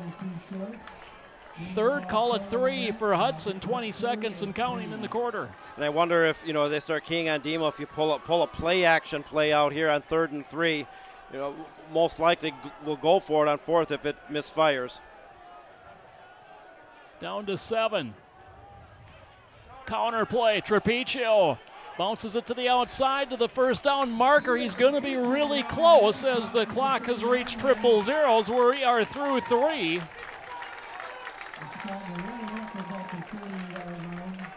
The down marker suggests 4th down, but the referee's going to take some time and measure this one out before we switch sides. Your score at the end of 3 here in Hudson is Superior 10 and Hudson nothing. Want to say hello to Silas Seagal. It says, rock the Raideresses. Of course, they've performed at halftime. Their band performed at halftime. Both put on a tremendous show, as they always do. Newton Field, pretty good crowd here tonight on this Labor Day weekend Friday. School started in Hudson this week on Tuesday, September 1st. Some schools started even the week before. Some schools are starting Tuesday of next week after Labor Day. Labor Day being very late this year on September 7th, so a very early start to the season, particularly over in Minnesota. We started on the 22nd of August over there. In the 10 years I've called games in Minnesota, that's the earliest I ever remember starting over in Minnesota. So a little funky on that side of the river this year with only the one football stadium. Yep. And, it's they're trying to cram a lot of events into TCF Bank Stadium right now. Yeah, they are. With the Viking Stadium being built and had to start early because they had the playoffs or later and whatnot. So, all right. So here we go. The Raiders down by 10. 1 quarter to go. Trying to protect the house, if you will, here at Newton Field against the fired up Spartans. 1st and 10 as Diemel got the first down carry and the handoff again. Guess who? 5th play in a row and just bowls his way ahead to the 26. Another gain of 4 for Diemel. He's now carried the ball 20 times tonight. Well, I think the strategy we just talked about is coming to pass. We're gonna put it in Dayton Diemel's hand. He's our senior running back, and we're going to win or lose with him until Superior proves they can stop him. We're just going to keep giving it to him. Now it's Holm on the counter play, and Holm spins his way to the 24 as a flag flies from the near side. Kennelly kind of slow in getting up, but doesn't seem to be shaken up. Do we have a... Haven't seen the signal yet, but definitely going against Hudson the way the teams are moving. The penalties have really hurt the Hudson Raiders tonight.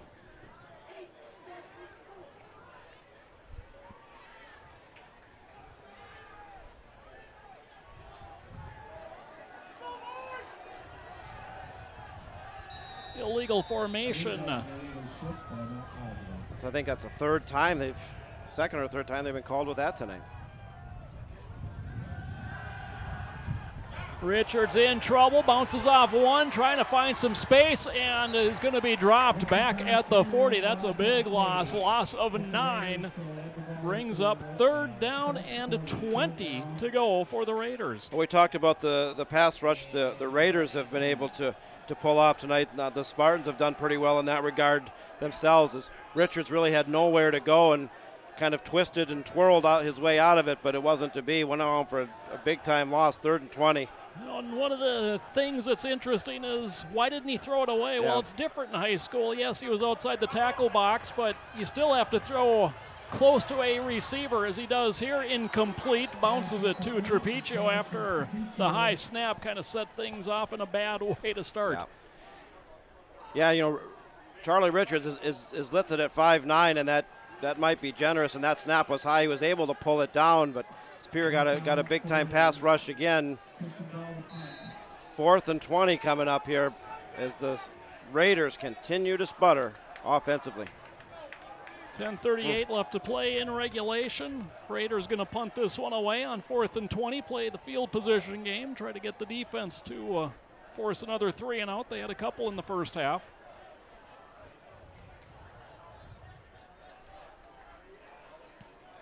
And Bell spins one, but kind of shanked that one to the near sideline. Boy, oh boy, still walking up the sideline, and finally it'll settle at the 26-yard line, just a 14-yard punt for Bell. Well, they were really hoping to pin him, maybe even inside the 10-yard line.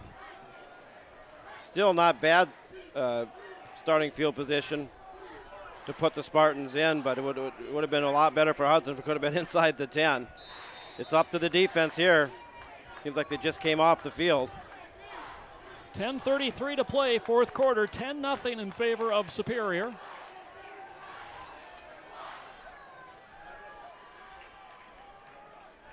Johnson hands off, Kennelly back in, and Kennelly out to the 35-yard line. Boy, oh boy. Yeah. Nothing flashy, but that gains 8. If you're consistently getting 7-8 yards on the ground, it's going to be tough for Hudson as the clock, which is the friend of the Spartans and the enemy of the Hudson Raiders, continuing to run.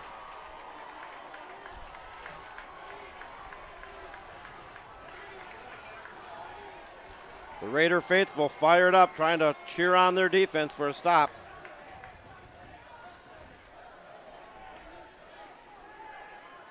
Sweep looking for some room to run is Gerard, and he is dropped in the backfield. No gain on the play.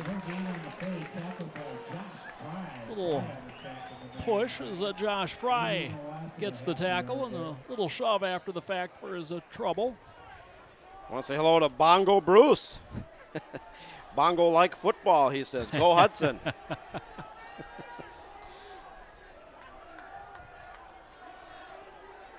Quick score update. Rice Lake up 34-7, middle of the third over at River Falls. And the handoff, Kennelly, a little hesitation, and he's going to have the first down on second effort as he moves the pile ahead to the 40-yard line. That's a gain of 4 and a fresh set of downs for the Spartans.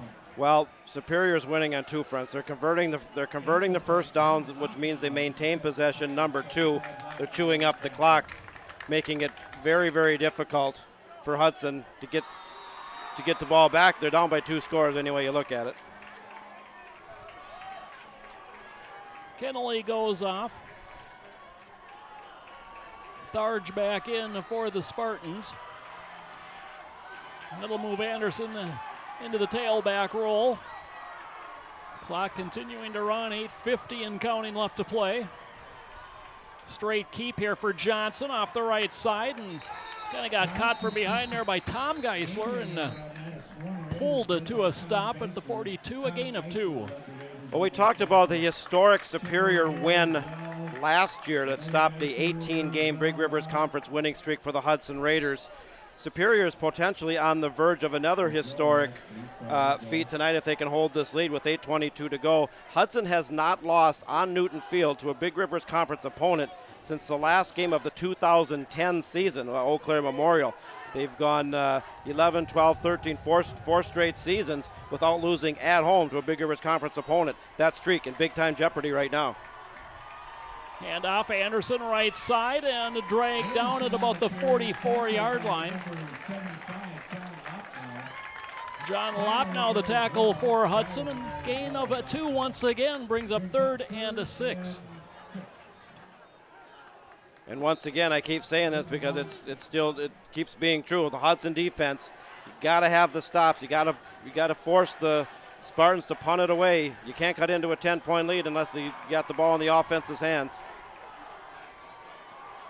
And Superior really milking the clock. We're down to 7:25 to play. 3rd and 6 for the Spartans.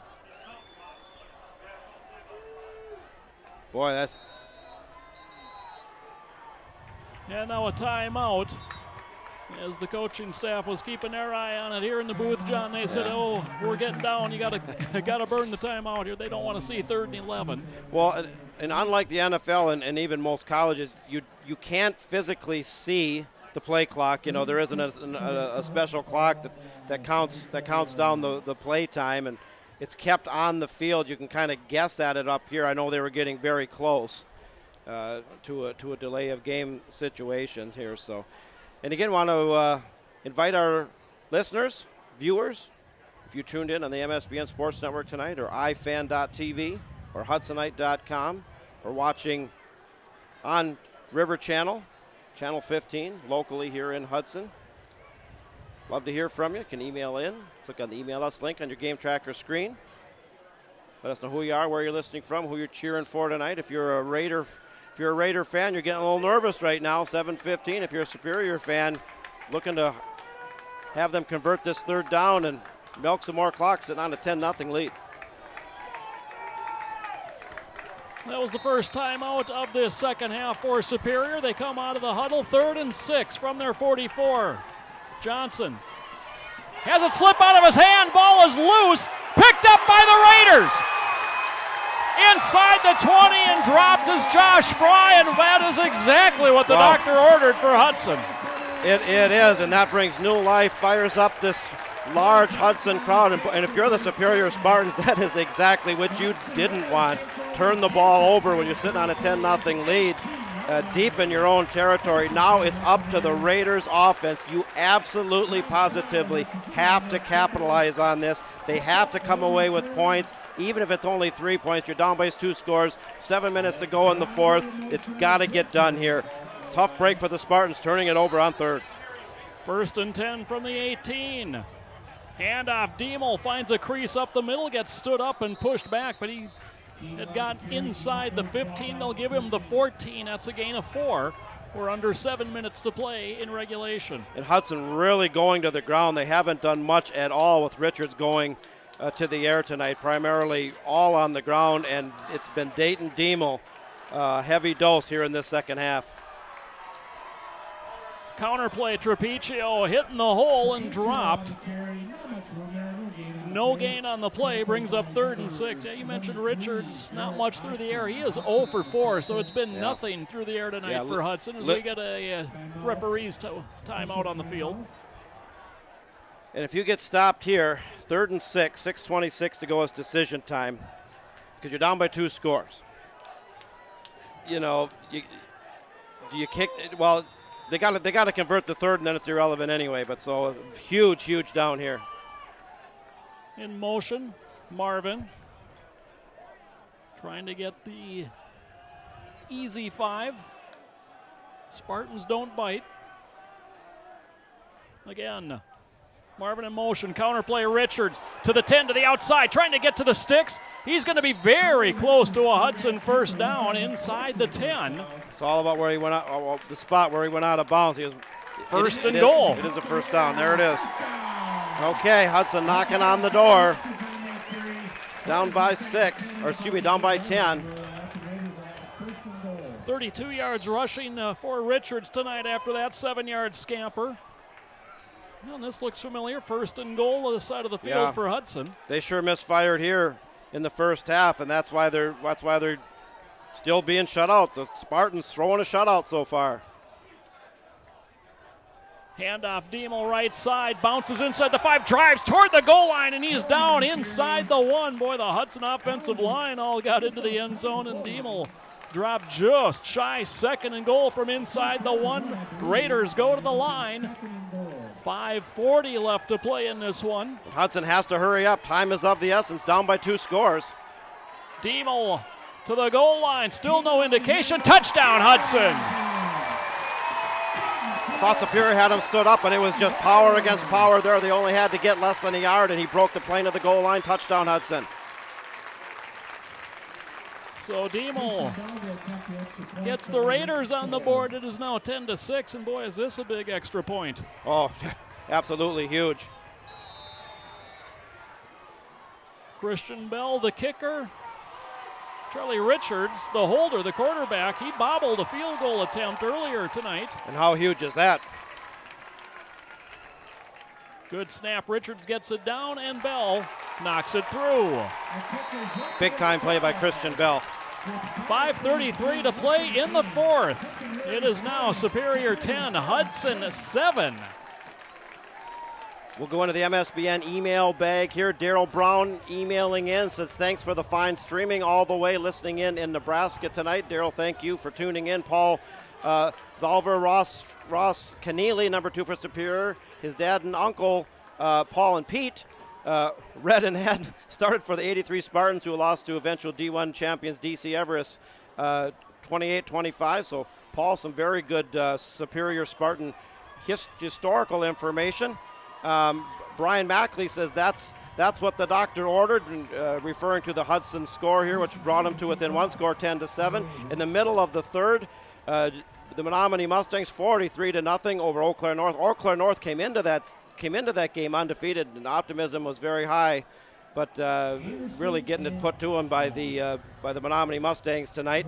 And Steele emailing in says looking for the Hudson Raider S's, and if you're a Hudson Raider fan, new life. You're still down by 3, 5:33 to go. A full complement of all 3 timeouts, capitalizing on that Superior fumble deep in their own territory. Now it's up to the defense to stop the Spartans. Momentum certainly behind the Hudson Raiders now as Bell set to kick it away. Drives a high end-over-end kick. It's going to be Anderson back from his 6. Stutter steps, finds a little seam and darts ahead across the 20 out to the 23-yard line. So look, go ahead, John. Oh, just a quick Big Rivers Conference update. It really looks like this by far is the closest Big Rivers Conference game tonight. Rice Lake winning big in River Falls, Chippewa Falls winning big against Memorial at home, and Menominee winning very big on the road at Carson Park over Eau Claire North. So this is the marquee game tonight here in the Big Rivers Conference. Games next week, River Falls at Memorial. Raiders travel to Menominee, Eau Claire North at Rice Lake, and Chi-Hi travels north to Superior. 1st and 10, handoff, Kennelly. And Kennelly caught from behind, is dragged to the ground at the 27-yard line, a gain of 2. Rice Lake again, another score update, 40-7 now against the River Falls team, really struggling, coming in 0-2. And that Rice Lake Warriors team went to the state championship Division III last year, came up short in the championship game against Wisconsin Lutheran. They obviously returned a very strong strong team this year, looking to go 3-0 with 3 very convincing wins.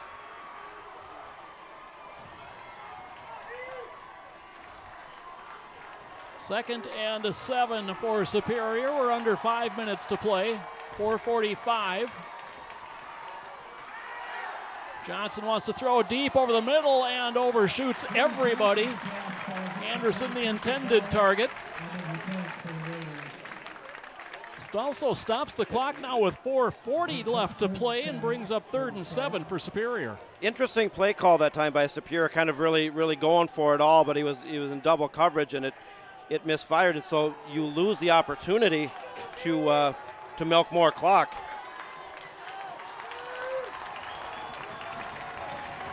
Third and 7. Everybody looking at the host of Spartan coaches looking for the play.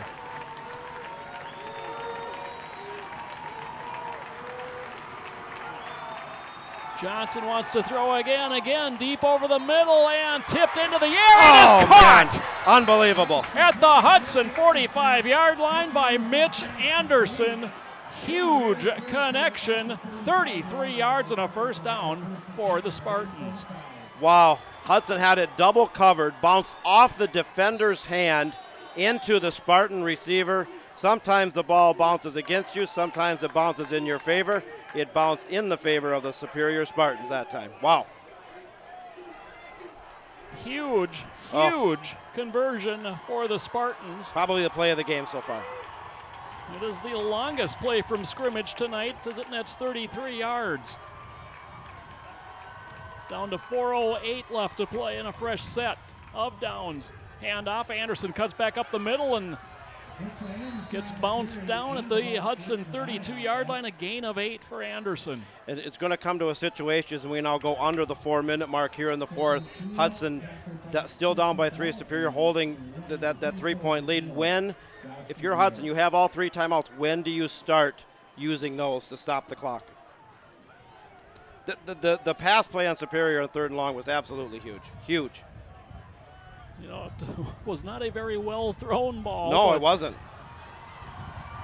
The bounce goes Superior's way on 2nd and 2. Handoff. Kennelly's got a first down, is still not down. Finally dropped at the Hudson 26, a gain of 7, and again a fresh set of downs for the Spartans. The clock continued to run, 3:20. Hudson 3 timeouts. Superior converting another first down, 3 sets of downs here, and they're also getting closer potentially to within field goal range, which then would, if that would happen, it would force Hudson to have to score the touchdown rather than a potential game-tying field goal attempt. 13 carries, 61 yards tonight for Ross Kennelly.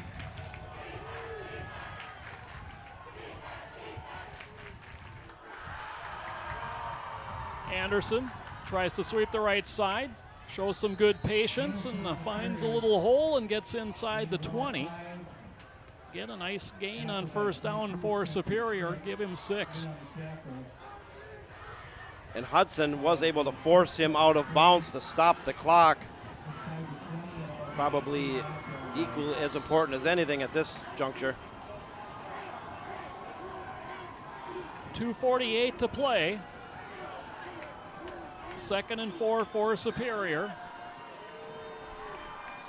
Kenley going to go a slot receiver to the far side, it looks like, on this play. And you sure wish you had a play clock, you know exactly what.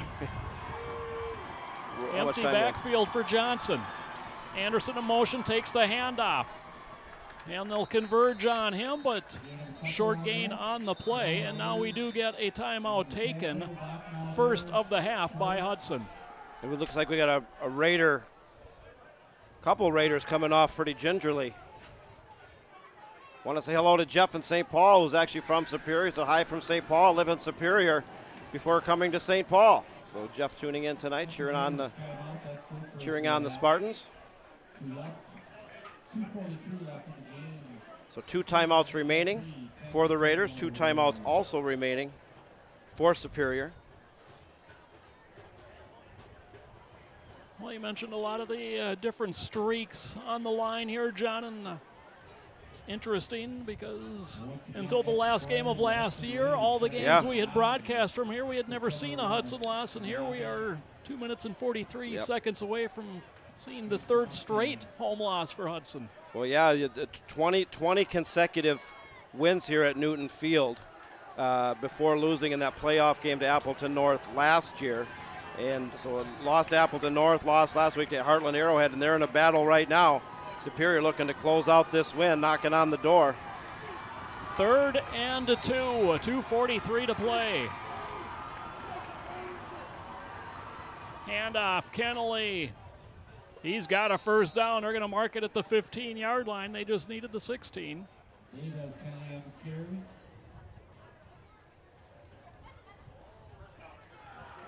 And that one may be the backbreaker for Hudson. It might be 2:35 to go. Hudson still with 2 timeouts, but it's gonna be tough.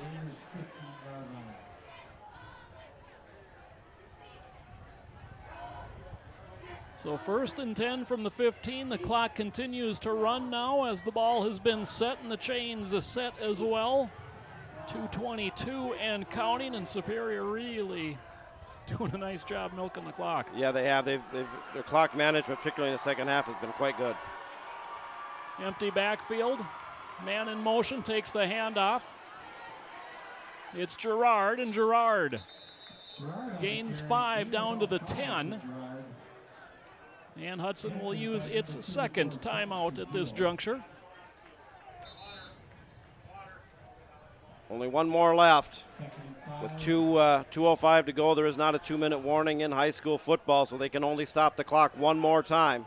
Score updates continuing to come in. As we said before, Chippewa Falls undefeated 33-7 over Eau Claire Memorial. That one at the end of the 3rd quarter there. So the Chi-Hi Cardinals, in the 4 years we've done it, they have really not been a factor at all in the Big Rivers Conference race. And Hudson has had their way with them in the four meetings we've had. But 2-0, Coach Chuck Rakovic, longtime coach at Chippewa Falls, and has had some success. It's really been for years. Menominee has been the top dog, and Chippewa Falls was kind of second. In the last 5 years, Hudson definitely has been in the mix. Superior, the defending champions last year. Hudson won the conference the 2 years prior to that. So, Chippewa Falls has kind of gotten relegated to the lower half of the division, but I think they got a good club this year. If the last year or maybe even 2 years was considered down seasons for the Big Rivers Conference, I think the end of last year with some good playoff runs from Superior, Rice Lake. Yeah. And certainly the start this year has proven otherwise. There's another first down and reaching. That ball comes loose. It's in, and Hudson recovers in the end zone. Oh, my. Unbelievable. Unbelievable. Anderson reaching for the end zone. Wow. What a turn of events. Had the ball slip out, And Hudson dodges a bullet there. They take over with 1:58 left to play. And Superior, for the second time, shoots themselves in the foot with a key turnover. Hudson's going to come not have good field position on the 20-yard line, down by 3, 1:58 to go, one timeout left. He would have been better to just go down. That probably would have sealed the game because Hudson only had one timeout. It converted the first down. They would have been able to run it out. Wow. See if Hudson can capitalize on this mistake. Third turnover of the night on Superior. Now Richards hasn't completed a pass. He runs the option, late pitch, and having to cut back inside was Terpriccio. Dropped at the 22, just a gain of 2, and the clock continues to tick. And this is where you really wish Hudson had more of a passing game, where they got to get a lot of yards to potentially set up Christian Bell for a game-tying field goal time, continuing to tick away. Marvin in motion to the far side. Richards, a little shoulder fake. Running out of options, now runs up the sidelines, got a first down and is taken down right at the Hudson bench. Raider players want a flag, but none given. Clock will stop while the chains move. We do have a flag on the far side of the field, however. And it's going to go against Hudson. Oh, man. Which is just too bad because it obviously had no bearing on the play whatsoever. No, and Richards had a nice, he was looking to go to the air, no receivers were open, took off on the right side of the field and had a real nice gain and was able to get out of bounds to stop the clock too, but it's coming back. It's illegal procedure. Boy, the penalties tonight. Wow.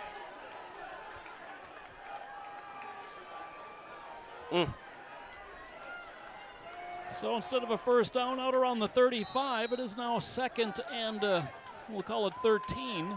Huge. Marvin in motion, 3 receivers to the far side.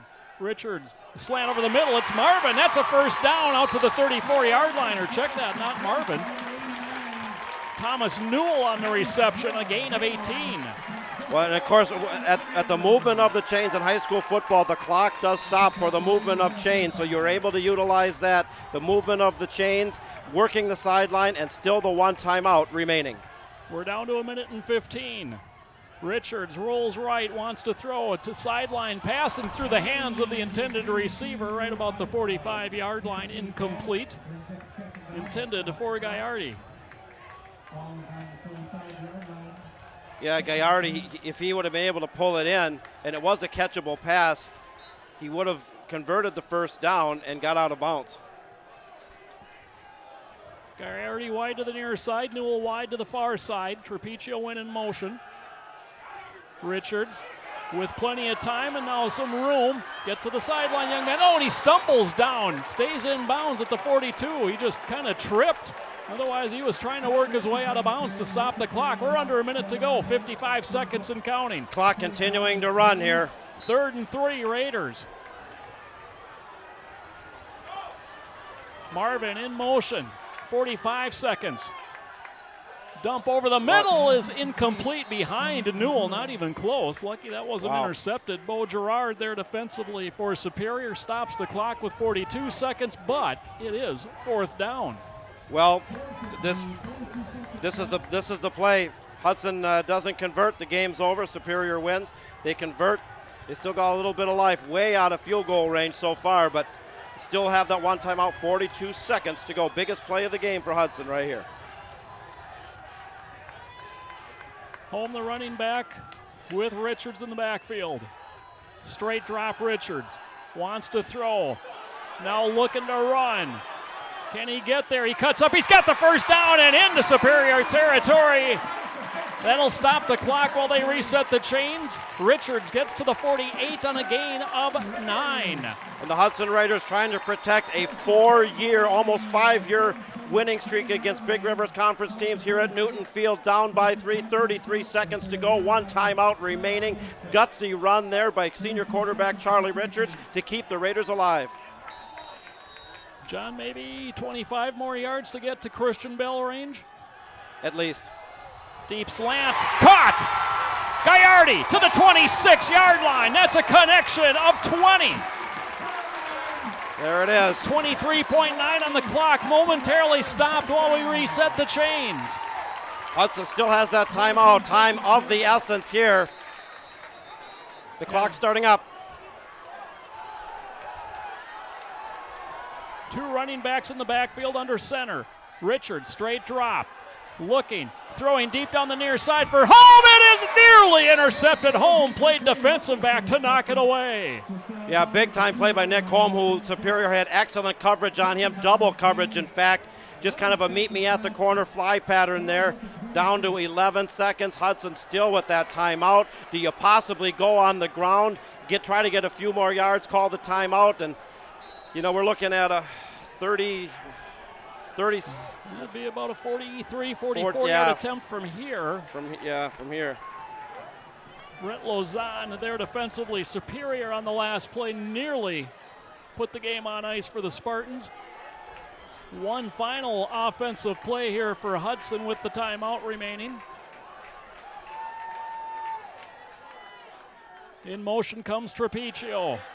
Richards has to get rid of it. Down he goes, back at the 33. Got to call the timeout. They do with 4.7 seconds left. Boy, that time you just had to throw it out of the end zone if you had any chance. You could not go backwards. No. There. It is now going to be about a 50-yard attempt for Bell. Boy, and I don't know if you even try that.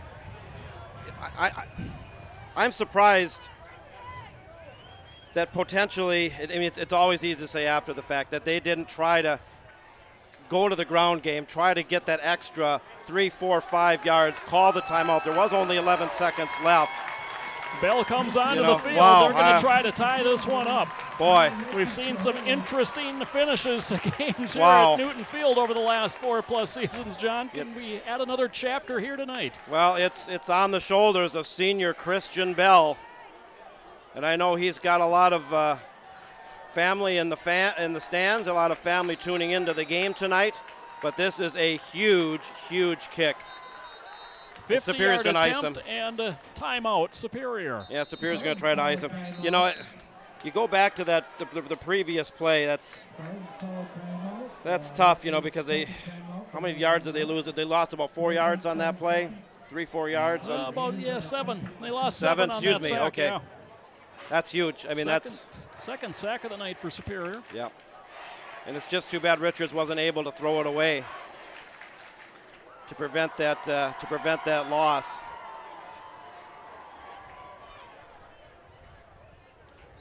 Yeah, I guess it was 7 yards, right. I'm looking at the wrong thing here or something.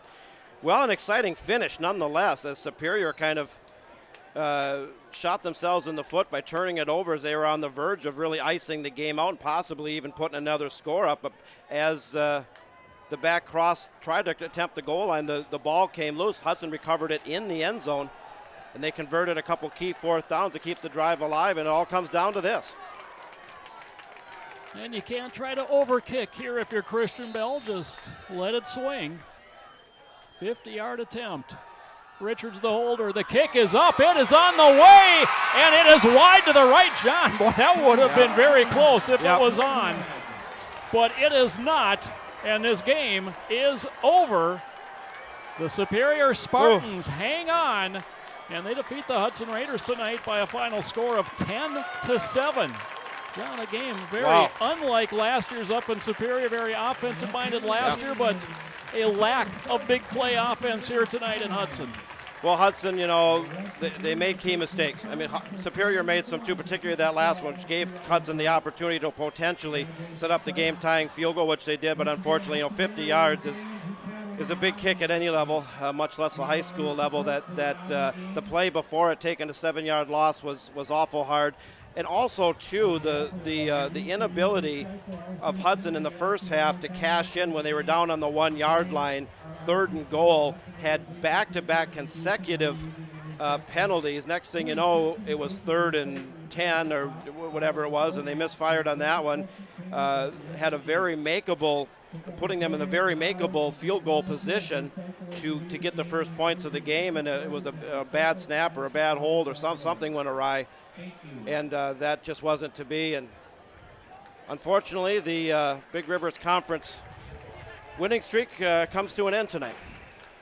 It certainly does. Superior maintains their streak, their 9th conference victory in a row, as they are now 1-0 in the conference, 3-0 overall, and they get to go home and play their first home game of the season the next week. Hudson, however, from the frying pan into the fire for them, as they actually go on the road for the first time this season to take on a Mustangs team that not going to be too happy to see them come to town. No, they're not. You know, just a little history. We talked about it earlier in the game. Hudson has beaten Menominee 7 straight years, and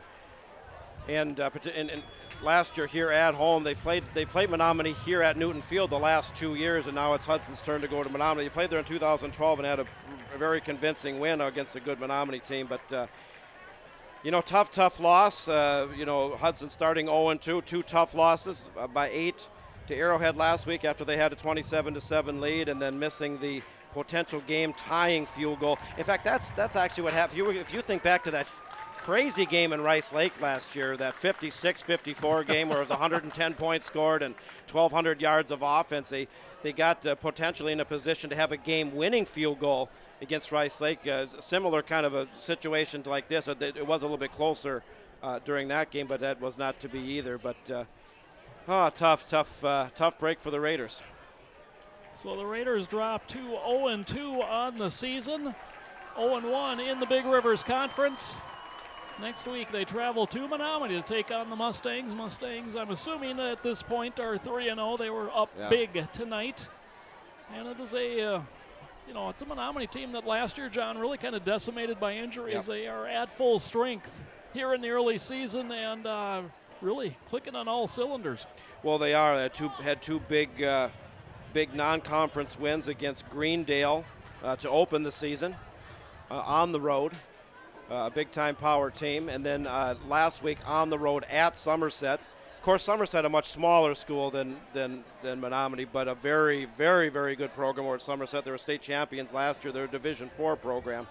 And Menominee was able to have a convincing win there. They absolutely crushed Eau Claire North tonight at Eau Claire North at Carson Park in a game we had here on the MSBN Sports Networks. They're going to come in 3-0. Now Superior is going to go home also undefeated. Chippewa Falls is going to go up there undefeated too.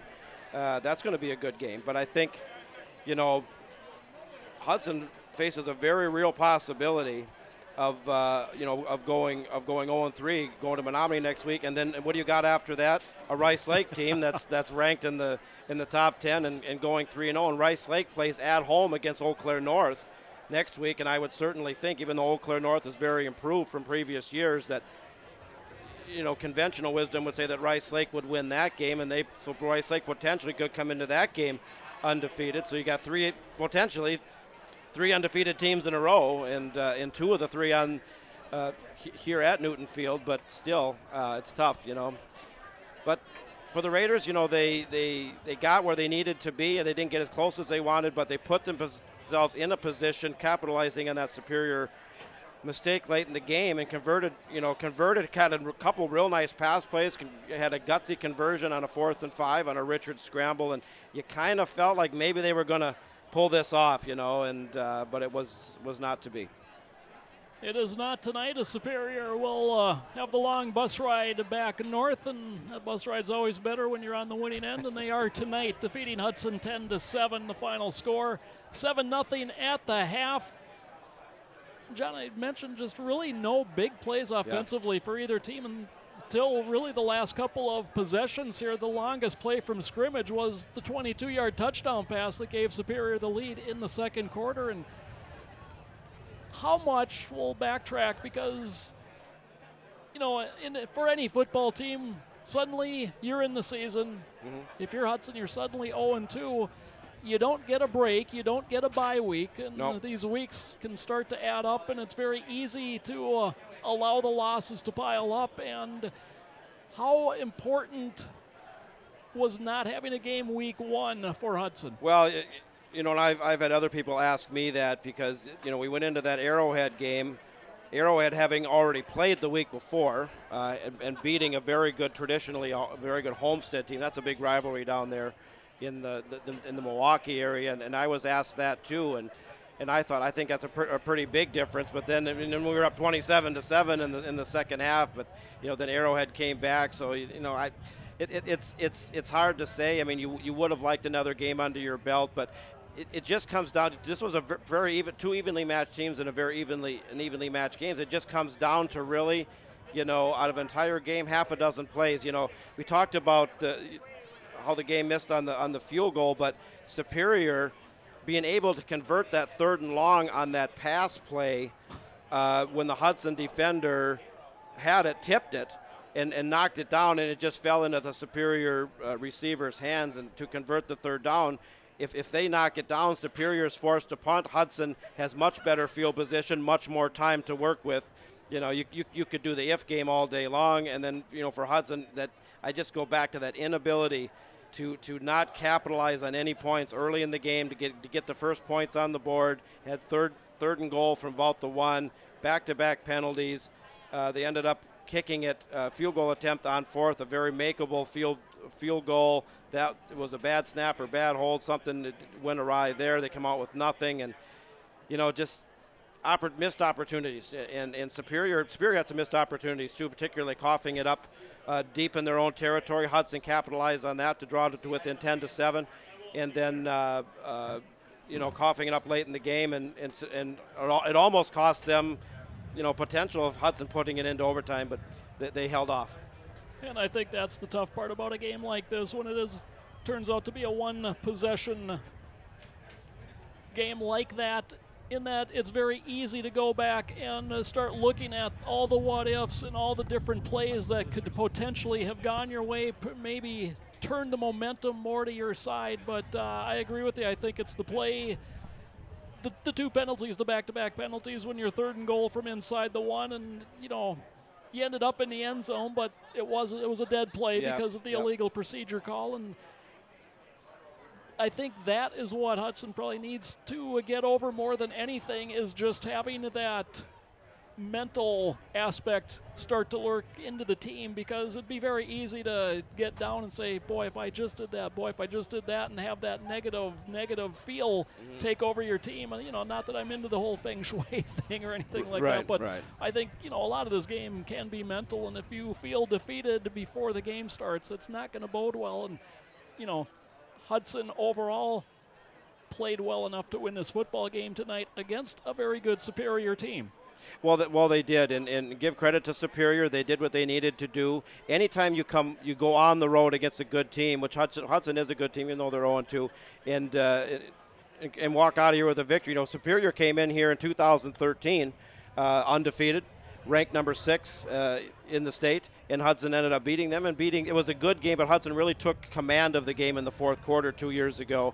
And ended up winning, and then Superior had some injuries and kind of tailed off, but they were really in a position going into that game to even challenge for a conference championship, and Hudson ended up winning the championship. But I've been asked this week, well, do you think there'll be any holdover from Hudson, not being able to hold that 20-point lead in the 3rd quarter against Arrowhead? And I said, I don't think so. That was a non-conference game. This is a conference game, and they're more familiar with Superior, play them every year, and the winning streak at Newton Field, I felt fairly confident going into this game. I think Hudson did too, but come out of here with a loss. And I think this is our 5th year of doing Hudson football, and we've gotten very spoiled, quite frankly. We have, and the fans, with a lot of wins. And going into this year, in the 4 years we've done this, Hudson's had a Big Rivers Conference record of 24-4, including two back-to-back undefeated conference championships in 12 and 13. But you just don't have teams like that every year. You just aren't able to do that every year. But I think next week at Menominee is one of the most important games that we'll be a part of in the years we've done this. Hudson going 0-2 on the road against a 3-0 Mustang team that really wants to beat Hudson, because Hudson's had their number the last 7 years. Menominee trying to reestablish itself, if you will, as the Big Rivers Conference power. in recent years. So that's going to be a tough task next week. It's all about how Hudson practices this week, how they get focused in, put these 2 losses behind them, go on to Menominee, try to figure them out, what they got to do to win over there. And I think if that game could turn their season either way. They go over there and win, pull an upset. They got Rice Lake coming the next week. They go over there and get thumped pretty good. You're 0-3 with Rice Lake coming to town the next week. It's an uphill battle. So very, very important game next week. It certainly is, and that is when we will be back with you next Friday night from Menominee on the campus of the University of Wisconsin Stout.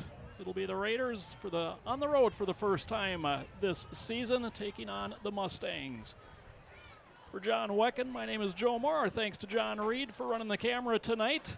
And whether you are with us on MSBN, iFan, local cable, Hudsonite.com, we appreciate having you along for the ride tonight. Unfortunately, it ends on a sour note for the Raiders. Your final score one more time, Superior 10, Hudson 7. Good night, everybody.